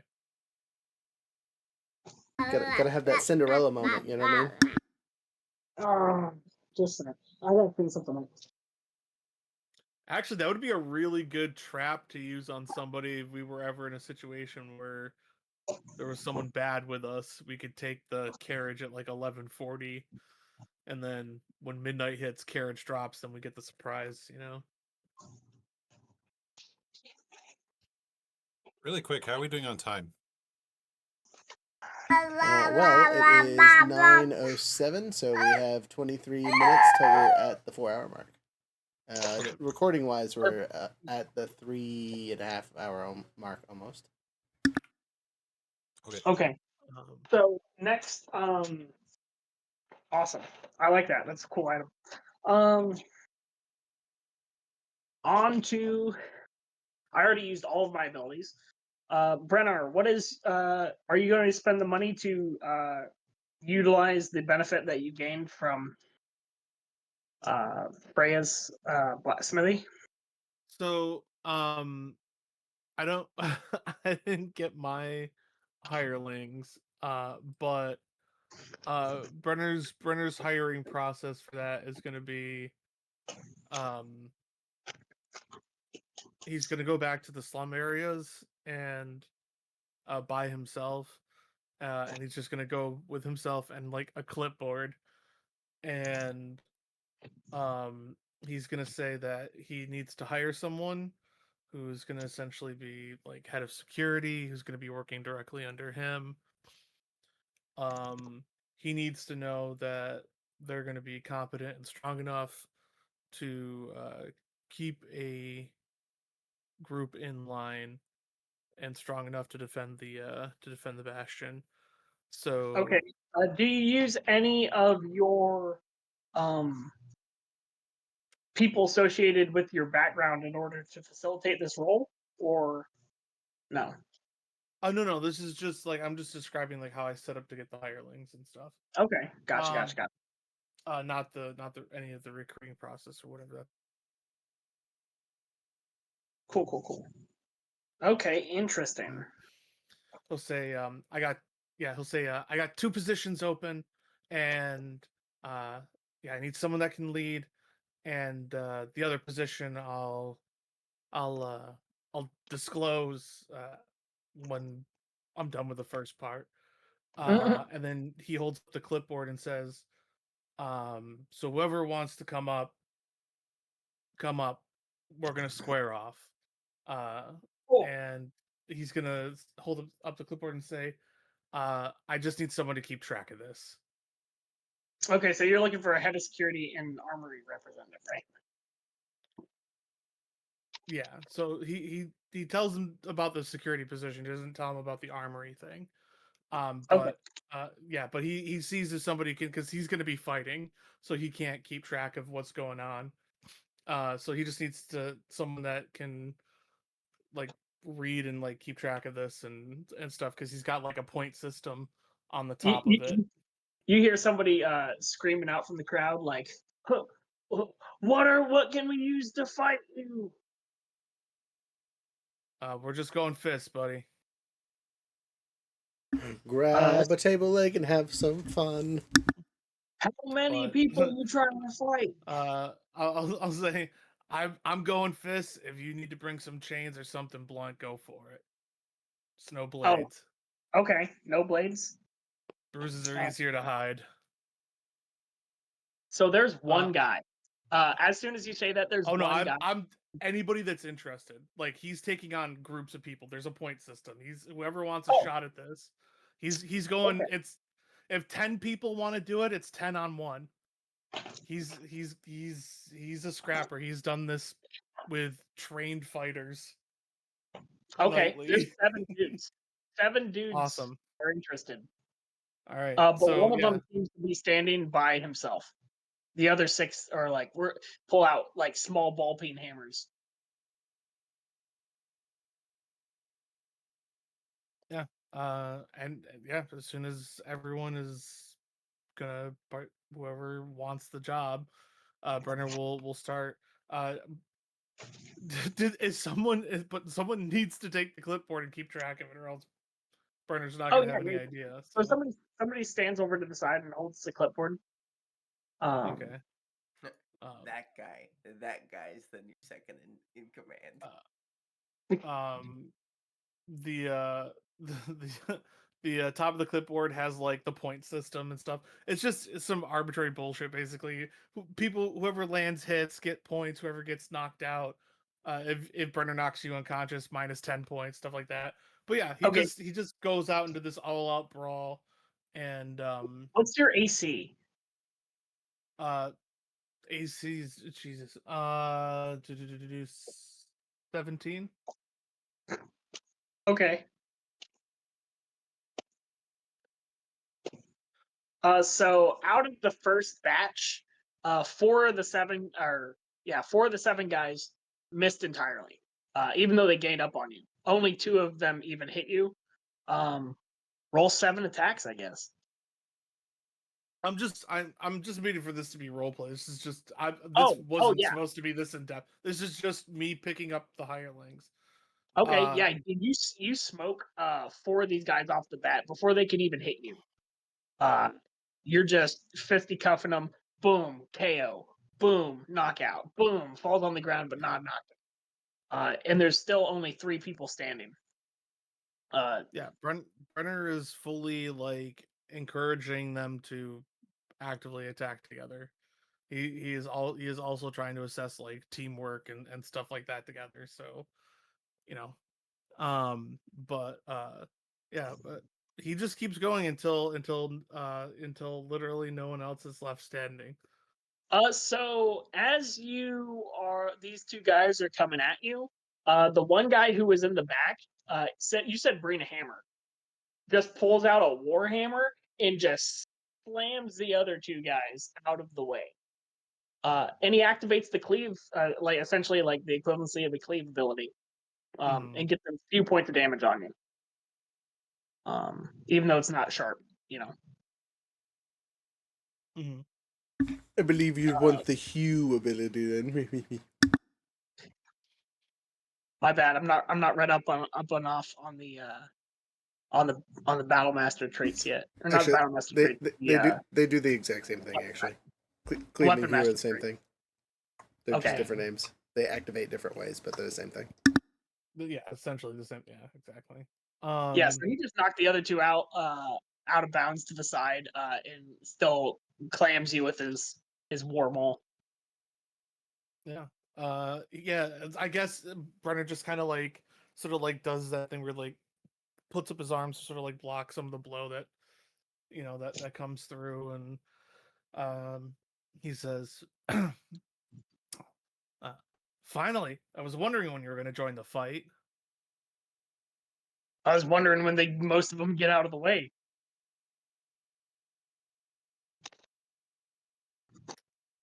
I was kind of hoping to see work together with everyone, but I think this is okay too. And he just like winds up and like starts swinging on him.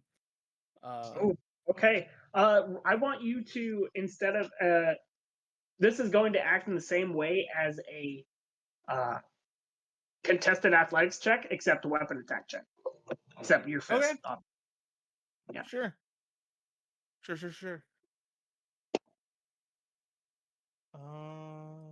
do, do, do, do, do.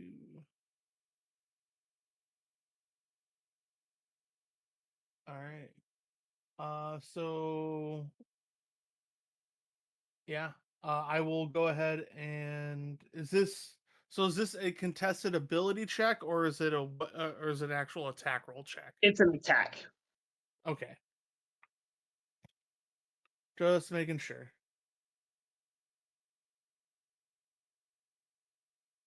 All right.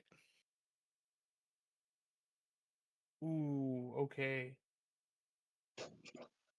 Could have gone really better or worse, kind of middle road. Plus it's going to be 8, so 19. Okay.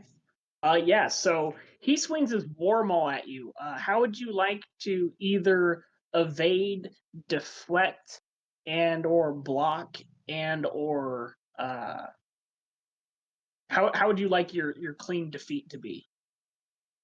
I think there's I think it's a good back and forth for a solid like 2-3 rounds. Just going kind of blow for blow, like some solid hits on each other. He's getting to feel, my fists hitting like a war hammer. And I think at the end, as he goes to swing at me, I think he gets a good clip, and he goes to take advantage of it.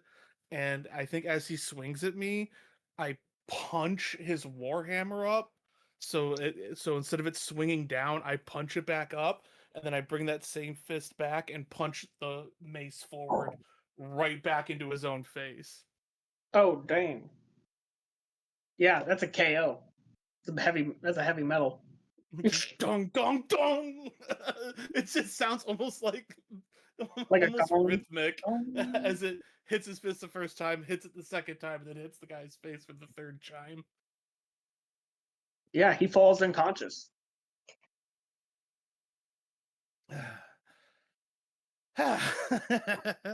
That was pretty good. uh he says you'll do fine. And he walks back to the person who has the clipboard. And did they even do this? Just a sec. I will see how well or terrible they did. They tried. Uh, there's what languages do you speak? I speak common, orc, and infernal. Oh yeah. They did it. It's all in Orcish though. Oh, so they are an orc then, or do they just know orcish? They just know Orc. They just know orc. I can read it then. Uh, yeah. He looks at it and says, "Okay, you want a job? They say yes in Orc. Cool. Just so you know, I can't read this." And he hands it back. Juliet had to do it for me earlier. Awesome. Lovely. But yeah, he'll slug the dude over his shoulder and start walking back to the. Yeah, You it's tough for successfully him. He's not a strong orc, so it takes him a while. the other individual will help you carry if you so desire. Yeah, Uh, sure. okay, so I believe But that's yeah, we'll all have them for recruit and people armor who. up, and I think we have some money rollers in that are Zarin and Wind are here that we could pull some money from. To be 250 to arm the bastion guards. Okay, yeah, we'll figure about subtracting those funds at a later time. But that's it. Vax, what are your two bastion features? You're muted.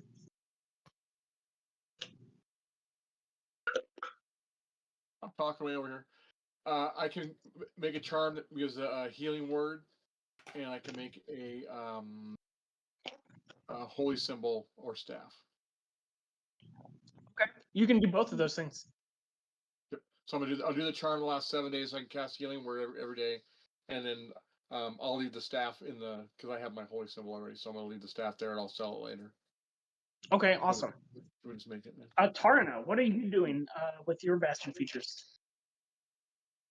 Well, I have the sanctuary one as well. I think I think you can only make one charm that allows you to cast Holy Word once, so you can use it within 7 days.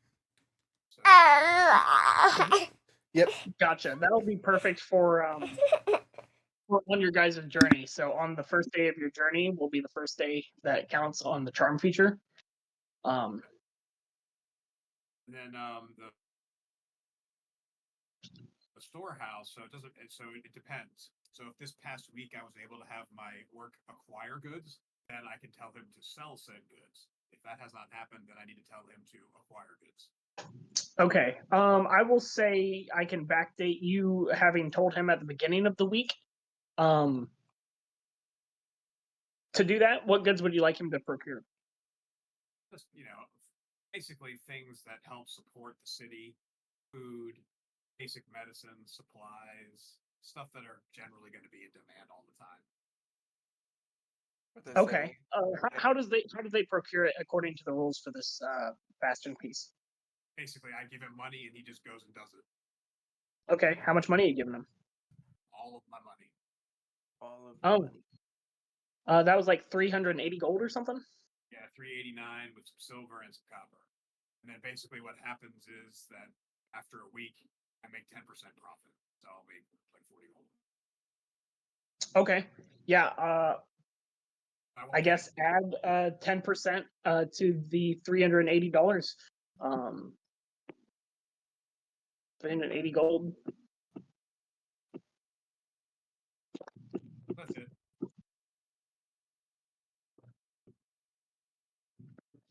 Ooh. So you now have 418 gold pieces, and you have fed many a folk who paid for food, and you have had your them along with some of the acolytes getting to know you and everything were able to perform additional duties.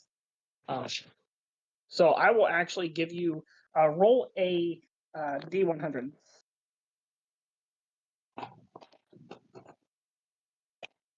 34.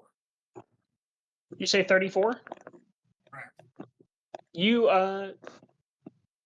so instead of 418, you have 452 gold pieces, because those additional 10 individuals assisted getting to know you, and such. Is there anybody I missed for the Bastion features?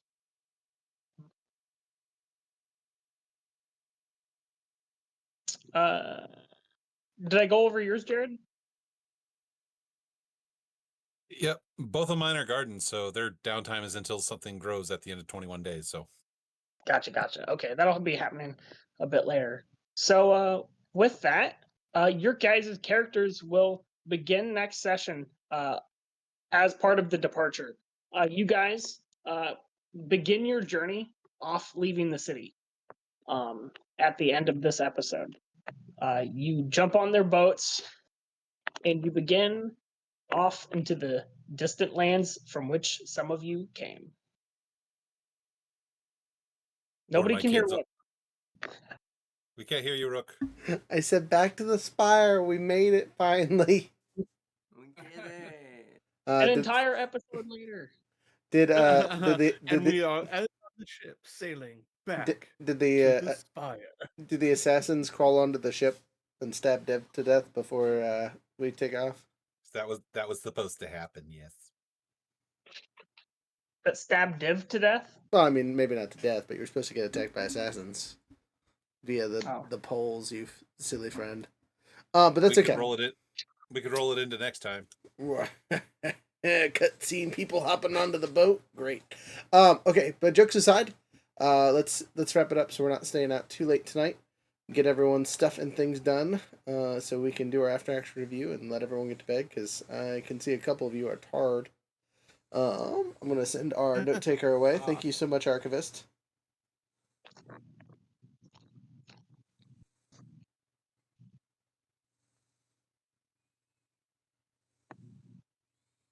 All right. Our note taker is gone. Gilded Nook, we'll start with you because you're in the top corner for me. Awesome. Hi, yes. So currently the Gilded Nook is on a small hiatus due to the fact that I'm moving and some of the players aren't able to make it. But we will be coming back on the ideally Sunday the 20th. And yeah, it'll be real fun. It's gonna be the end of one arc and the beginning of ideally the final arc. So I'm really excited. It's youtube.com/The Gilded Nook. Fantastic. Jared, you got anything going on your end for funsies? Hold on. Boop. There we go. Had to make sure that my character avatar was gone. Anyway, well, still over on Couch Quest Gaming, both on Twitch and YouTube, we are still playing through Spider-Man and Hogwarts Legacy because it takes freaking ever to get through those two particular games. And obviously, you can still catch me on here anytime we have a live pay or podcast of the things of that nature. I might decide to stream tomorrow instead of Friday, which Friday is my usual stream day because I kind of want to free up my entire 4th of July weekend. Understand wholeheartedly. Okie dokie. RJ, Aaron, you guys have anything fun announcements? Or are you guys good for tonight? Have a good, safe, happy 4th, people. Ooh. Monsieur Wim.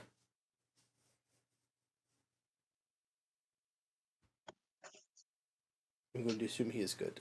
Tino, you got anything for us? No, not really. Just won't be streaming this week, but because I am currently house sitting. But next week I will be picking back up. I'm doing a first time playthrough of Star Wars Fallen Order. It's my first time playing it. My computer seems to actually be handling it quite well, so we're gonna push it a little bit with some streaming. So let's go. I love Fallen Order and Survivor. They're great. I wish games. you. It's gonna be at I Twitch. wish you luck. It's gonna be at Getfrocked, GETFROCKED. Yeah, come swing by. I'll be next week. I'll be starting back up Thursday. Around 8 Eastern. Nice. Younger, for Epic Sages, you have any important Epic Sages stuff? America is the code. Hey, yes it is. MERICA with an exclamation point at the end, all caps. 10% off at the website. We only have one event this month. It'll be on the 12th, or at least as of now. The 11th and the 12th. It's a Friday, Saturday event instead of a Saturday, Sunday event, so it's a little bit different than usual. We'll be at the Midsummer Maker Market in the middle of Fairbanks, over at the Great Alaska Bowl Company. We have all kinds of products coming in the next couple weeks. Like I said earlier in the stream, we have coins and things like that coming in, hopefully in the next couple days. So we will attempt to bring the coins and the laser machine to the event and see how that goes this time is the plan. But yeah, what else we got? Anything else? Am I missing anything? Next week we got podcast. Nothing else this week.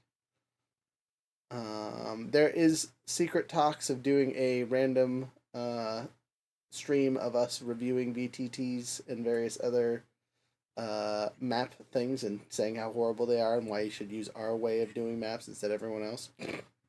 But we'll see. We gotta schedule that a little bit more. Other than that, anything else, Jared Younger? Have a safe 4th. Don't blow your fingers off. And Great Worm. Give me a number between 1 and 3. Number 2. Okay, solid choice. Wait, before you get into it, I just have to. I'm listening. There's a crazy thing that I saw, and it is as of tomorrow, we will be closer to 2025 to 2050 than we would be to 2000. As of tomorrow, just let that sink in. Now I hate myself. Thank you. You're welcome. All right, with adventure in mind, have a wonderful time. Goodbye.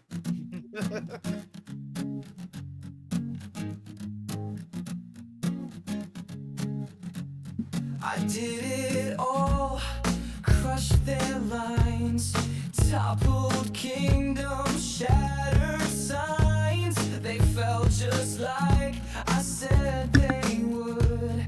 Oh, the taste of triumph's good. Raise the flag, the world is mine. Toast to schemes and grand design. Let the silence bow to me. This is how it had to be.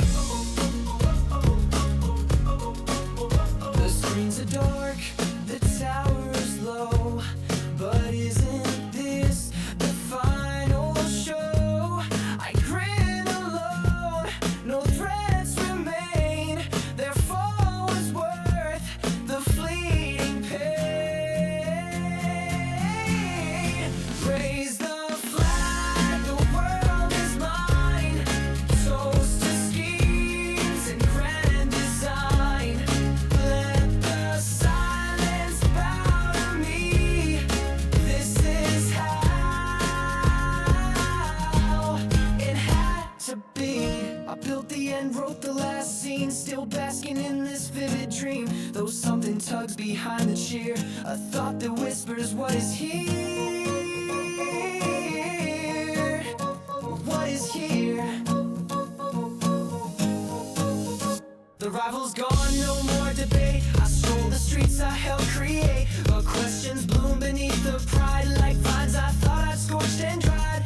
Raise the flag, I've won the day. But something vital slipped away.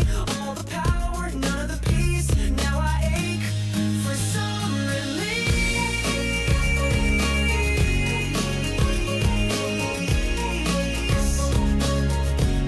For some